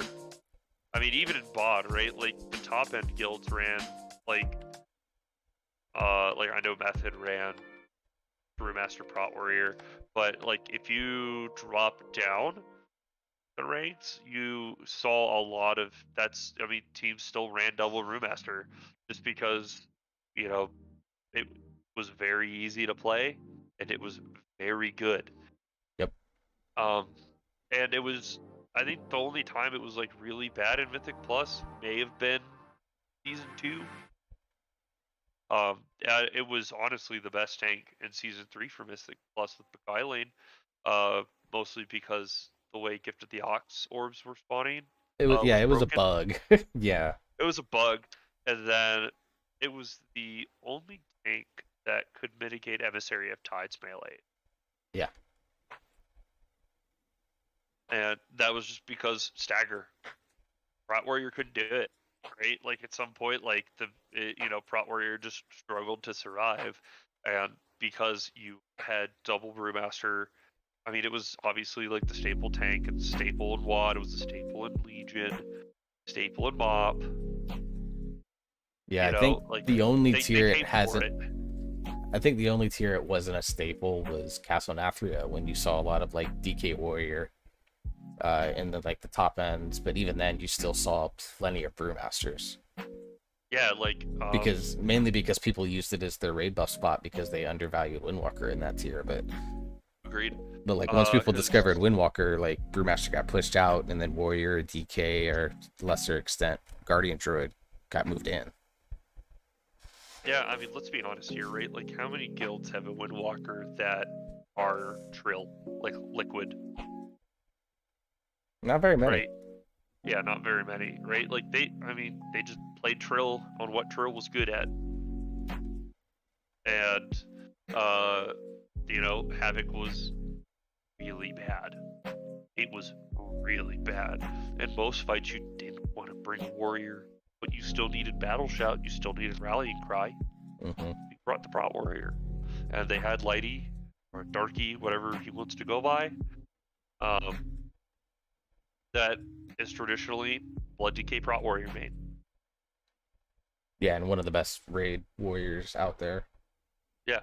Period. So like, yeah, it worked out for them, but but even like Echo was still using a Brewmaster in there because they didn't have a Windwalker ready.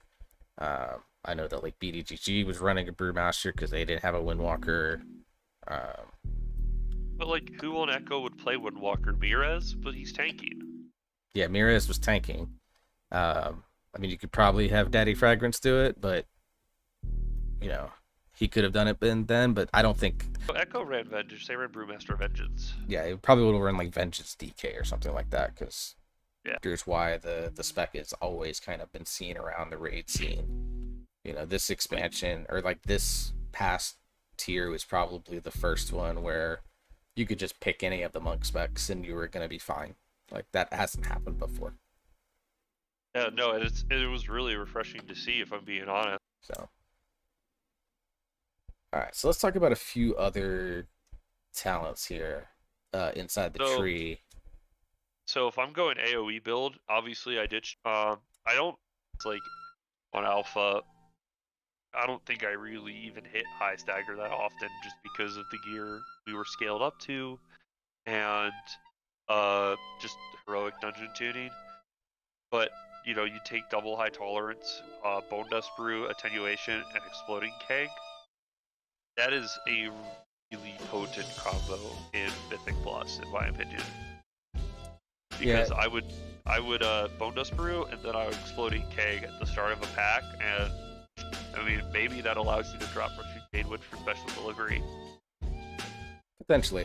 The only reason I would probably keep the Breath of Fire talents is, Solobims gives you Breath of Fire reset, which makes the debuff uptime, the 5% DR, like basically 100% uptime, which, right now you would have it at around 80 to 85% uptime. So gaining that extra time where you're taking 5% less damage is both an offensive and defensive buff. And Charred Passions, the only reason I would keep it is because it affects Spinning Crank Kick, so it's just more damage. And it allows you to maintain the Dust, Attenuation, Exploding Keg combo being really good. I think High Tolerance, like I said, should be just 1 point, same with Anvil and Stave, and I think that fixes a lot of problems I have with the tree. So I think, but that's one of the good things about the tree, is that there are these different damage profiles that you can go into. You can do these bigger burstier booms with Exploding Keg, Bone Dust Brew, Special Delivery, or you can go a much more consistent profile with Rushing Jade Wind, Breath of Fire resets. You could even run Scalding Brew instead of Sasalabims, since you're going to get the refresh duration from Charred Passions. And you skip Exploding Keg, you skip Bone Dusts, things like that. So I think that's kind of interesting that, it'll be a numbers tuning thing as to which one's better, but I think both playstyles have validity in Mythic Plus. I think it's in Raid, you're probably running just the Charred Passion setup, but in Mythic Plus, having that option to go a much more burst damage build, I think is actually a good thing about this tree. Yeah. No, I honestly, I had a lot of fun with Bone Dust Brew and Exploding Keg. It just... With either Sasalabims or Scalding Brew, I don't think it really matters. And then Charred Passions, and I think you'll see that it's probably a much more sustained damage, which for something like Tyrannical is probably going to be better off on the longer boss fights, whereas the Exploding Keg Bone Dust combo might be a Fortified Weak type situation, or even the affixes might impact it some, the extra slow on a Sanguine Weak may not be the best thing, so you run the burn build, or you are having raging or bolstering where the extra slows are going to be nice, so you run the keg build. And that's kind of how I'm referencing the keg build and the fire build, or the burn build. Yeah, no, that definitely makes sense. But there's a lot of good in this tree, in my opinion, and there's a lot of really good ideas. I think there's a lot of different things you can do with it, right? If you're on a fight where you need, in Raid, where you need a lot of burst single target damage, right? A Sludge Fist, right? You go on pool, you hold it, and you use Weapons of Order first and third pillar. Yeah. Yeah, and then you could have something if you're there's a fight like Anduin that has these timed but known ad phases, that you want to get as much damage out during them as you can. Maybe that's where you run the more burst Exploding Keg build.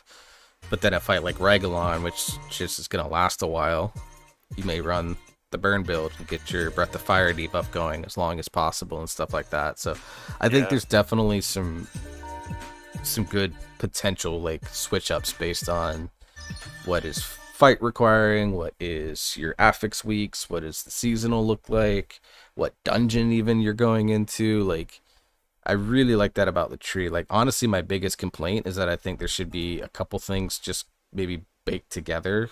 The Purifying Brew, Gift of the Ox maybe dropping to a point, maybe High Tolerance and Anvil and Stave dropping to a point. I don't think you need to do all of them, because then you run the risk of being able to get all 3 capstones, and I think that's not healthy. But Agreed. Maybe looking into 1 or 2 of those changes just to shave a point or 2 off the tree, just to make things flow a little bit better. And then there's probably some things that they need to tweak, like like we kind of mentioned, quick sip, graceful exit, but also like shocking blow. Like, what? Let's spend 40 energy to get a strong blackout kick. Like, just keg smash. It's probably still more damage. Yep. It is. So. But honestly, as far as like a first take on a tank tree, this might be the best initial tank tree we've gotten so far. Except maybe Prot Warrior. Prot Warriors was busted. Prot Warriors was pretty banger, I will admit. When I looked over that. It's also quite overpowered at the moment. Well, I mean, that's probably just a numbers tuning thing more than anything. But from a way the tree flows and like a playstyle option outside of some things in the class tree were a little weak, but the actual like Prot Warrior tree was like right up there with like Enhancement Shaman and Elemental Shamans in terms of like the best spec trees that are out there. So I would probably put Brewmaster up there with it. The biggest thing that, like I said, the 2 big things for me is that there needs to be a couple points shaved, and like you mentioned earlier, there's not a ton new here. Like, there's nothing that is going to, like, you can change the way that your playstyle is, but there's nothing that dramatically shakes up the base gameplay of Keg Smash on cooldown, Breath of Fire on cooldown, Blackout Kick on cooldown, Rising Sun Kick being added in is like a small thing, but like I said, I'm not 100% convinced it's gonna be super valuable. I mean, I like the way it played, but I like high APM, so yeah. And with the support for Tiger Palm in there with some other things, like, I think that's makes Tiger Palm a little bit more valuable. But this tree, I think, a little bit of polish, and maybe some clarification on a few things, like what role does Rising Sun Kick play, really, which Blizzard's not going to answer for us. We're just going to have to figure it out, which, that, Equinox and Trell and, all the theory crafting style folks are going to get in there and crunch some numbers and figure it out. Yeah, I mean, if it's good damage, it's good damage, right? But right. And then obviously as we continue to level up and we start getting into true content, because right now, like, it's heroic dungeons and things are just kind of falling over, so it's somewhat tough to judge things like defensive capabilities on like long, prolonged tyrannical style fights. So those are things we're probably going to go find out in like the first couple of weeks after a majority of people are at level 70. So still a lot to be determined, but I think that the Brewmaster as a tank,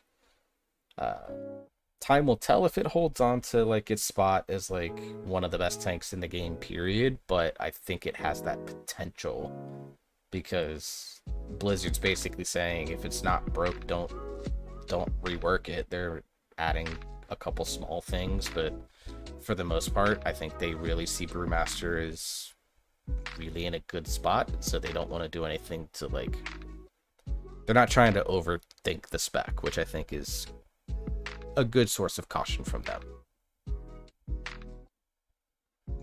And I think that's good, if I'm being honest, right? Like, there's a reason why Brewmaster is what it is, and it's just been consistent. Well, I think it says a lot about the spec and kind of how healthy it is, that when you look at all the other trees, like Paladin has kind of being completely, not completely, but drastically rethought in how Blizzard wants to approach the tank with less holy power generation. This tank, Guardian Druid got some of its Legion gameplay style back. There's still a lot that needs to happen in that tree as soon as they get someone to actually fix it, and then like Blood DK is getting some fundamental gameplay changes as well, where they're gonna have insane rune regeneration, which is something that they've never had before, and they're gonna get,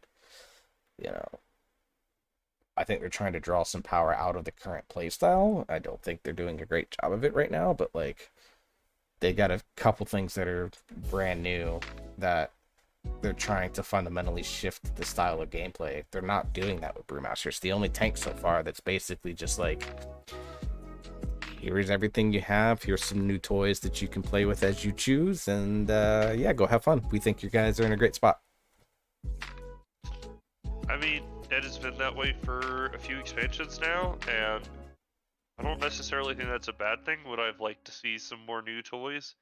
I mean, who doesn't, right? But I'm very excited for the options that it has, and I think it does have the potential to continue just being staple raid tank and consistently number 2 or number 3 in Mythic Plus. It's consistently good and it's never bad. Yeah, you're never trolling your raid group by bringing a Brewmaster along. Like right now, you bring a Guardian Druid to a high key, unless you're like a well-known Guardian player like Pumps, for example. You're probably messing with your group. You're probably automatically decreasing the maximum key potential by like 2 to 3 key levels. Whereas like with Brewmaster, you're bringing a Brewmaster along right now, for example, in Season 4, you're probably like 1, maybe 2 key levels behind Blood DK, which is just, still haven't figured out why it hasn't gotten nerfed, but like that's not bad. 2 key levels at like the high, on like maybe the hardest dungeons, like Lower Kara, maybe 1 key level behind in like Junkyard or the Tats of Ashes, something along those lines. Like that 1 key level is acceptable. It's like when you get into like 3 and 4 that it's not.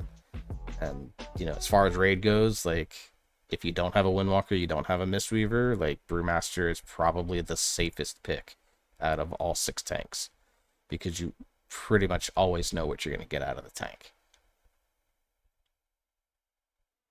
And to me, it's this. I really didn't like the Iron Skin Brew playstyle in BFA. Oh, I'm so glad that's gone. Me too. But aside from that, like Brewmaster's generally, like, I find it really fun to play, because like Windmaster just feels consistent, where it's like, there's some like 5-head IQ plays with Transcendence that allows you to set up really cool pools, or it allows you to kite in unique ways. I mean, obviously Ring is invaluable as another interrupt, as a displacement, as a kiting tool, and you still kite on it, unlike DK or Paladin that just don't need to usually. But you're kiting less than a Vengeance Demon Hunter, so it's kind of like a good middle ground in my opinion. Yeah, I definitely agree. Like, I don't think you can ever go wrong, and that's kind of like the highest compliment that you can give a tank in a game like World of Warcraft, where things can swing pretty drastically in terms of power levels. What you could say about the role that in Mythic Plus generally has the most responsibility, and in raids is, not always the most important, but it is like one that guilds are like, top-end guilds very much value their tanks. And even like our group, I know like you and I obviously tank for our raid team. I think that if both of us had to miss a week, I would think that like they would just be like, okay, we're just not raiding because we don't have either tank, and getting 2 people in there to do the job that you and I basically are like, we still communicate with each other obviously, but we've gotten to a point where we just kind of know what to do with each other now in raids. So yeah. So to have a tank that you can like in a role that has kind of a ton of responsibility compared to like damage dealers in World of Warcraft. It's like, to me, the highest compliment is being like, you can't go wrong playing this tank. Right. So, kind of want to wrap up with a kind of a broader question. So we've got 5 of the 6 tank specs. And one, I think, the big accomplishments of Shadowlands, for all the things that it had problems with early on and started to course correct late, but one of the things that I think it did really well this expansion was tank balance. You know, there's been points where all 6 tanks specs have had their moments to shine for different and varying reasons. It's a little less that way now with Vengeance Demon Hunter and Guardian Druid starting to like have some issues that are just a little too much to overcome, I think, at the point we are versus like when Dragonflight is slated to come out. Based on what we know of the 5 tanks that we've gotten so far, obviously numbers tuning aside, but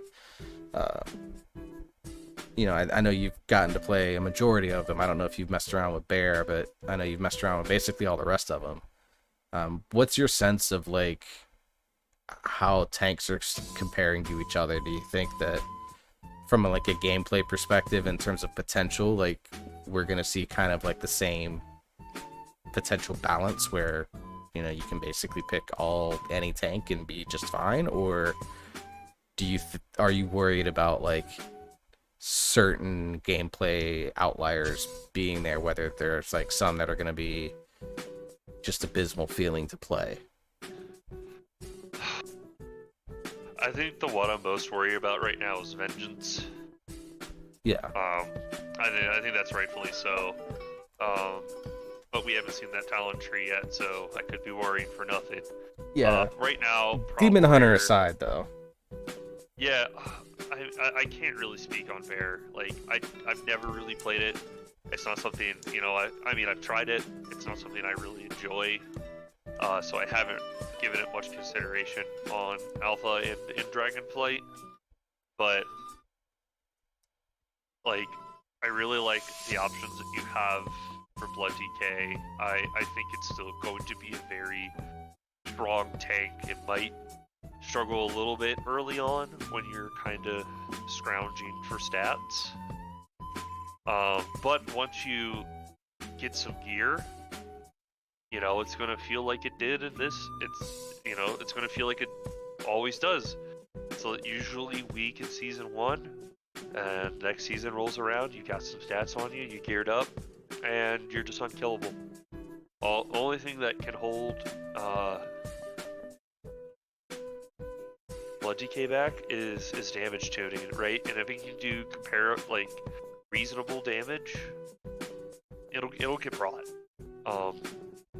Prot Paladin, I'm not a fan of them kind of dumping more things into making it more cooldown reliant. I'm afraid pushing it in that direction, it's going to end up, I mean, obviously it's got more than just Incarn, right? But yeah, I'm afraid of it feeling like Vengeance does now. Where you have meta, you have Feldev, right? You have Fiery Brand. Okay, well, you have Bubble Bop, Kings, Ardent Defender. But the main difference between Paladin right now and Vengeance Demon Hunter, Demon Spikes versus Shield of the Righteous, and or you have Shield of the Righteous and Consecration versus Demon Spikes, and self-sustain. If there's a tank that if they want to experiment with a cooldown reliant tank, I think Paladin's the best candidate because it has the shield, which gives natural defense. It has its mastery, gives natural defense, you know, and there's talents to bolster that. Like I know they got to get it right, or it's just going to fall over in all content. It is absolutely going to be the tank that we know of right now that is going to be at the most mercy of tuning. And particularly on the defensive side, I'm not worried about Paladin damage. Like, Paladin damage is always going to be pretty decent. Like, the kit just inherently screams it. But from a defensive standpoint, they've got to be extremely careful, because if they get it wrong, you're right, it's just going to fall over. If they get it wrong in the other way, then nobody's playing anything else. Like, it's going to be a really, really fine line, but if they can get it right, then I think it brings something very unique tanking wise. Because, like, Druid is cooldown reliant now, but it literally has one cooldown, and that's the problem. Right. Like, if Druid had like 5 cooldowns, maybe not so bad. You know, I would argue Blood DK in a way was cooldown reliant in the past, while, you know, with rotating like Vamp Blood, Dancing Rune Weapon, and Icebound Fortitude, Lichborn if he ran the Conduit, you know, mixing in Death Strikes, mixing in AMS and AMZ for magic damage, like the old playstyle, so to speak, the pre-tier playstyle of Blood DK was almost very much cooldown reliant, with a lot of power vested in Death Strike, whereas now it's a little spammy. But like, if they can kind of get the balance of like defensive cooldown, self-sustain, and sort of the natural mitigation of the spec, then I think it's got potential to be very, very fun. But you're right, it's a very, very fine line they're walking, and if they don't get it right, then the spec is damaged beyond, you know, not beyond repair, but the spec is pretty damaged, and it's going to take a lot of work to get it fixed. Yeah, and it's going to end up having the stigma that Vengeance has had for a while, right? It's going to have the stigma that Guardian Druid has now. Yeah. Which drives the player base out of it, and for those that are only interested in paladin tanking, that's less tanks now in the pool. So yeah, it's definitely scary, but as someone that's considering paladin as a main for Dragonflight, like, I'm trying to stay optimistic and think that they'll get it mostly right, because even if they get it mostly right, it's going to be a good tank. Yeah, it'll be average. I mean, that's where it generally tends to fall. Yeah. Right now, I think the two strongest ones are by far Warrior and Brewmaster.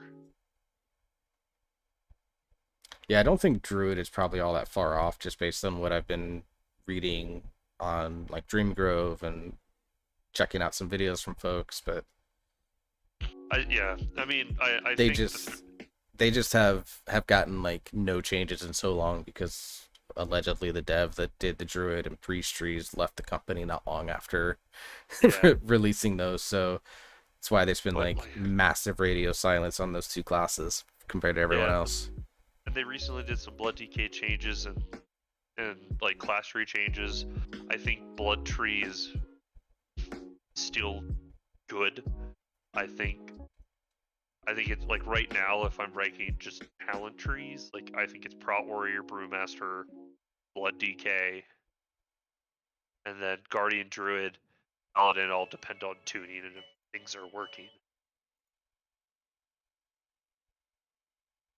Yeah, like, honestly, with Guardian, they could probably just chip away 1 or 2 points off the tree, and I actually think for the most part it'll be in a pretty good place.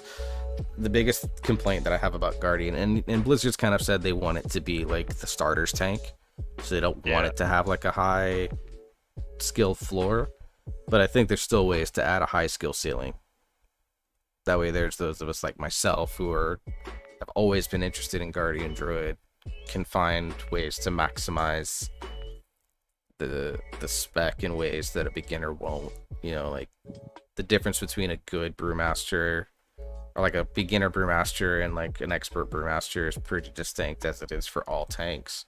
But the difference between like a good Guardian Druid and a bad one isn't all that different, you know? Yeah, I mean, let's be real. Like, if you go back to BFA, the difference between a good brewmaster and a bad brewmaster is who did more blackout kicks. Who did more? Like, who managed Iron Skin brew better? That's really the truth. It was that, and you know, how many blackout strikes did you get? Right, because that was your biggest damage ability in single target.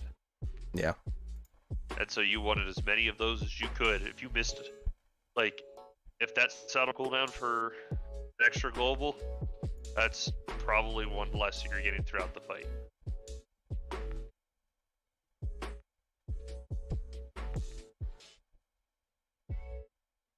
And there really wasn't much, like, especially in Raid with Brewmaster, like, the skill floor to the skill ceiling, like, there wasn't as big of a gap as there should have been. Yeah. And I think that should be the case for, like, all specs. Like, there are some specs that accomplish it really well. Like, you know, you could tell, you know,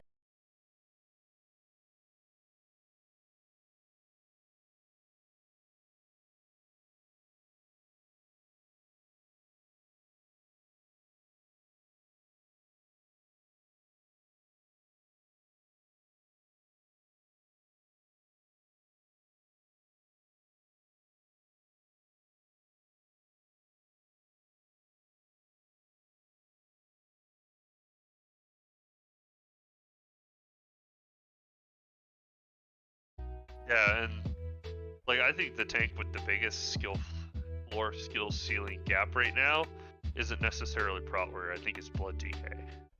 that's also And true. Prot Paladin. Yeah. Like, if you like look at where things are tuning now, like, you're gonna, like, for Blood DK, you're gonna look at how efficiently they're using their death strikes, how are they managing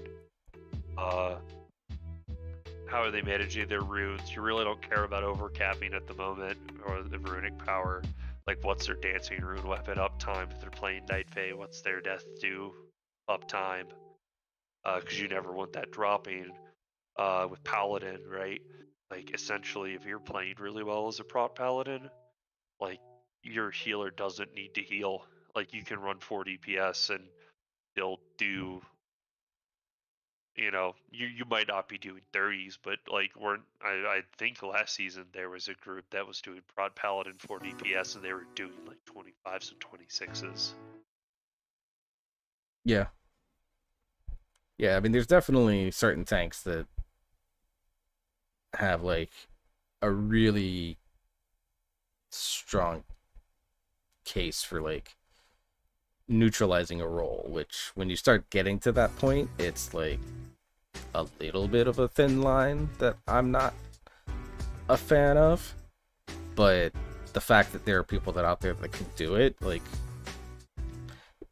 as long as it's not common, like, Blood DK is almost to the point where you don't need a healer. Like, your healer is there to heal the DPS, not the tank. And in some ways, I don't think that that's necessarily super healthy. Like, I know the couple keys I've tanked with you, for example, I throw, like, a Renewing Mist on you just to give you something in between your death strikes. But beyond that, like, I ignore you. And in some ways, I think that's cool because it shows that you have a lot of skill at maintaining your own health pool and you have, like, a good sense of the control that you can have with the spec. But at the same time, like, I worry that if it, like, stays that way for too long, it starts to potentially hurt the healer role as a whole. And that's where, like, it has to be, again, it's a fine line that's being walked. And Paladin and DK are the two specs most capable of it, but, like, yeah, it's just kind of like a awkward position potentially to be in. Like, from a tank perspective, like, those tanks feel like very powerful in the hands of those players, but as, like, a healer, you're like, what am I doing here? Because, like, the damage dealers don't take damage. The tank can just keep himself alive infinitely, so why am I here? And it can kind of, like, push someone being like, I don't want to do this role anymore because the two most popular tanks don't need any healing. Yeah, you know? and you know what, like, this, I mean, not to get on a healing tangent and playstyle and that, but, like, at some point, right, you gotta look at it from point of, like, how you play healer, right? Like, are you a healer that's going to make sure that your passives are always out, like you have your hots or healing circles down, and then you only direct heal people when they need it, like when damage is coming, you're topping people off, or so. The way I look at it is kind of similar to the way Max does, mostly because I just really like his take on how healers should play. And Yeah. a lot of healers, to climb the ranks, they obviously need good parses, so they heal snipe, right? The minute someone takes damage, they want to be the first person that heals them up, right? Because it makes them look better. Yeah. But when you get to like higher end rating and higher end Mythic Plus, it's not all about your healing throughput. You need to have enough throughput to survive, but there's so much more you can do with the healing class, whether it's spending free globals to do that little bit of extra damage that might meet that damage check, or using your utility better. Yeah. Or using your utility to handle mechanics in unique ways so your DPS can keep doing damage. Oh yeah, I think there's really good fundamental questions that every role asks themselves. For a tank, it's how far can I push my damage while doing what I need to do to stay alive? For DPS, it's how can I use my defensives and my utility in a way that helps make everything easier for me to do more damage while also like maintaining a strong level of damage. And for healers, it's what's the level of healing that I need so that I can focus on other things like mob control or damage or whatever the case may be. The problem is that not everyone ascribes to those fundamental questions. I think you and I have both been in plenty of dungeons where like groups will be sitting there at full and you will like look down at your damage meters real quick and you'll see that the healer has done nothing in damage. Like they're just sitting there like overhealing on purpose or whatever the case may be because they don't know what else to do. Even folks, I've even done it with people in our own community. So. And I mean, let's like the way I look at it is like the whole I'm a healer therefore I heal is a very, at this point, archaic way of looking how to play. And, I agree. And as someone who has played quite a bit of Final Fantasy 14 as well, like all of their healers are built around doing damage, and then like some of them are more like Disc Priests where it's like you do damage to heal, but others it's like you do big heals, and it's more like Resto Shaman where you spend globals on damage when people don't need healing, but you have buttons to press when people need healing. Yeah, I'll admit when I was doing Misuver back in BFA, I was very much of the old school variety because I'd come from BC Wrath and then skipped the whole like middle life of the game basically, and healing it evolved so much, and it took me until well into 9.1 before it finally like clicked with me that it's like, oh, so this is what healers need to do. And this is how they can do it. And then that's when I really started being like, oh, so this is like the best way to fist weave, or Resto Druid. It's like, how can I intermix cat form or moonkin form in between, making sure that hots are rolling when they need to roll and stuff like that.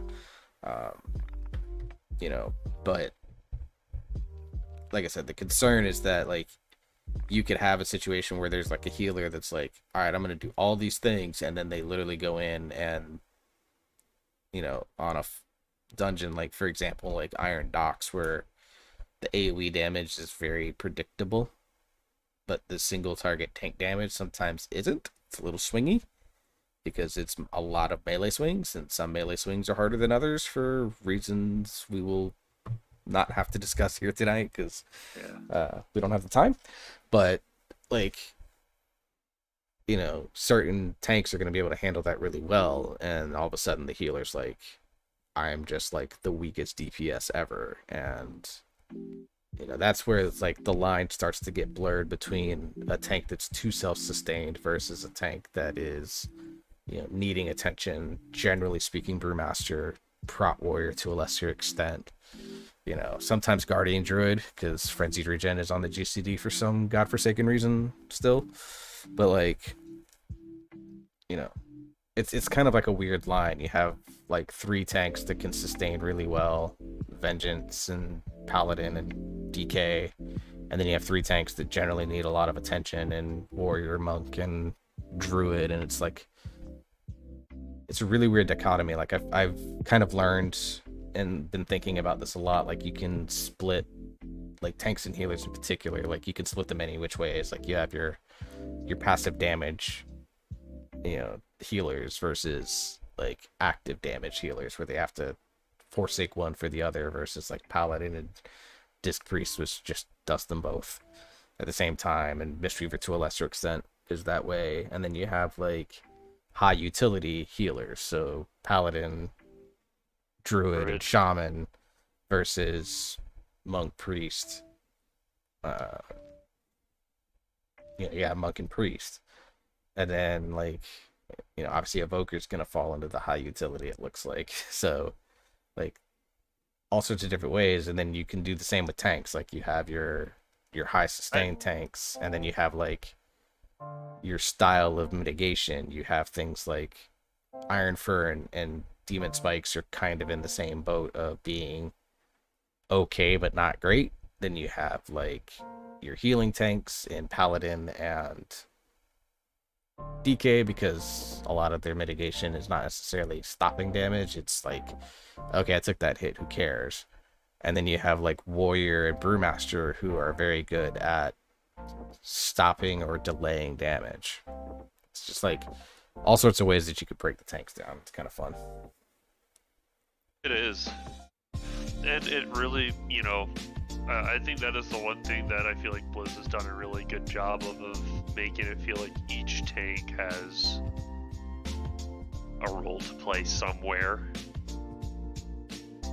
Yeah, for sure. I mean, they all bring something to the table that, it may not necessarily be wholly unique, because you have other specs that can do the same thing. But from the vacuum of the 6 tanks, like, you have like AMZ, Rallying Cry, Blessing of Spell Warding, and Sacrifice. You have Ring of Peace, and you have Sigils, and then even Guardian Druid has things like Ursals and Typhoon that it can go and get, and have the ability to be a little bit more flexible in terms of like, hey, I'm not tanking, I will shift into cat form and burn stuff, or hey, I'm not tanking, and we're away from the boss because of mechanic XYZ, I'll just drop into Moonkin form and do it that way. So like, also like, Vengeance probably needs a little bit of a tweak in its kind of core gameplay loop, and Druid definitely does, but I don't think there's a tank that I'm sitting here going just needs to completely be overhauled. Like, Druid's probably the closest, but even then, it's more just about adding more skill ceiling to it. If they could find a way to do that without raising the skill floor, then I think that you'll find a lot more people find their way to bear. Yeah. And like Vengeance just needs a little bit. The problem with Vengeance is that when it doesn't have its mitigation, it's hosed, and kiting shouldn't be the number one answer. Yeah. Like Paladin has all the answers, but Vengeance right now, its answer is run away, and that's not a good look. Yeah, and the way it is played in the past, and especially in Season 2, it was almost the bastard child between Prot Warrior and DK, and it felt really good, and it was really fun because you were like, okay, I know I need mitigation for this, so I will have something for that. This other stuff I can heal through, but it won't one-shot me, so I will heal through this. And it was kind of like this managing of like cooldowns versus self-sustain. And right now it feels like, I'm getting killed in meta. Yeah. Okay. Yeah, some of it is When like pressing a, that button. some of it's a tuning thing. Some of it's like, Vengeance, much like Guardian Druid, is like almost completely reliant on armor. Whereas like Brewmaster, like using the other leather-based tanks, like Brewmaster uses a lot of dodge, and of course stagger being stagger, but like, it's more like raw armor, raw HP pools for the other two tanks, but Vengeance doesn't really have the armor or the HP to justify its current playstyle. So like it's kind of in a weird place in that regard.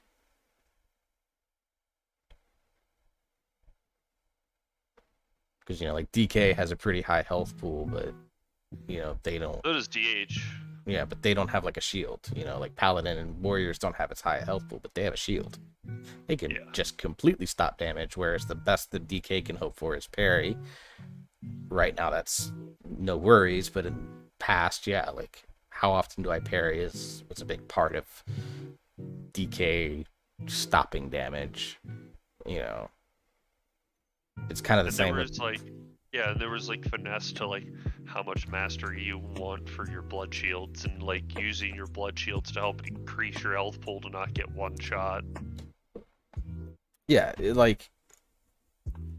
it's effective health, for DK, whereas for Paladin and Warrior, it's more about how much damage can you prevent from incoming. Paladin, now to a lesser extent, it's going to be a weird mix.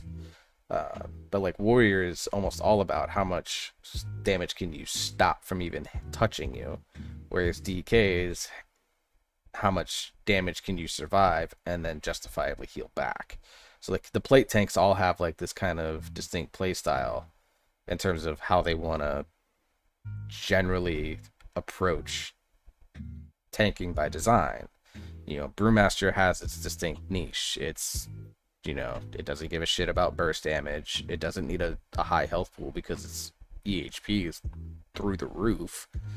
But it has really good way, and it like just completely wipes damage off the table through Purifying Brew. But then also can extend its EHP through Celestial. Foundation of how it approaches tanking, where it's about consistent intake, but being able to mitigate it in different ways. Whereas like Guardian and Vengeance, their whole goal is to get as high as armor as possible, but the problem right now is that because of the prevalence of magic damage, it doesn't fucking care about your armor. And it doesn't really have anything else to go with it. Like, there's no inherent dodge like there is with Brewmaster for Guardian or Vengeance. There's no like parry,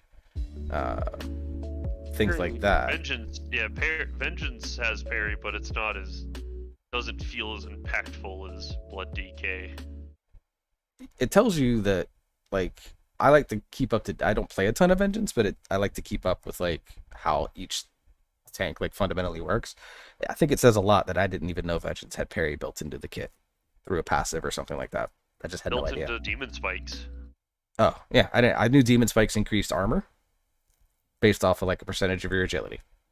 That's all I knew that Demon Spikes did. I didn't know it also had a parry increase during that. Like, that should tell you exactly just how unimpactful that really is. Yeah, Demon Spikes needs a huge glow up. I mean, DH mitigation in general, I think, needs a huge glow up. I think sacrificing mobility, if they feel like they need to make a trade, I think sacrificing a trade, because I can only jump once, but I get better Demon Spikes uptime, or I get, stronger parry, or I have dodge, or whatever the case, built into the tree or something. I'm pretty sure most DHs would trade that in a heartbeat. But yeah, I'm also like still in the habit of using Infernal Strike for damage. That's what happens when you have Flame Crash for an entire expansion. Ew. Oh, it was in Legion 2? Okay. Yeah. Thanks, Elysian Decree, for finally getting us out of that. I still do it. It's still damage. Because that's another thing Final Fantasy does, and I believe in Gap Closer, because they do damage. And so, like, for the most part, like, Sprint is good enough in that game where, like, on my Warrior, I will use, like, anytime like I can spare an OG CD and I can use charge, I will use charge. Yeah, you can't do that on Brewmaster, unfortunately. But you also could just stand in there for the most part and take it. So Yeah. all right. Well, I think that wraps up this particular episode of whatever I'm calling this podcast. That might actually just be the name. Brewseph, thank you very much for joining me for Brewmaster Talk. We'll get back together when Demon Hunter probably releases in like the next 3 weeks. Because at this point, no one knows when they're coming out. So we'll double back and talk Vengeance, see what it looks like. Any final thoughts on the monk class in general?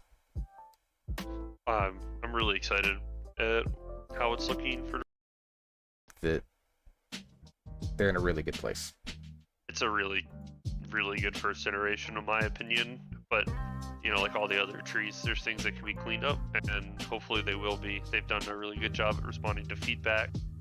So we'll just see where it goes. Absolutely. So we'll close out the episode here, everyone. Thank you for hanging out with us for the last little while. I'll be back later this week with more stuff coming up.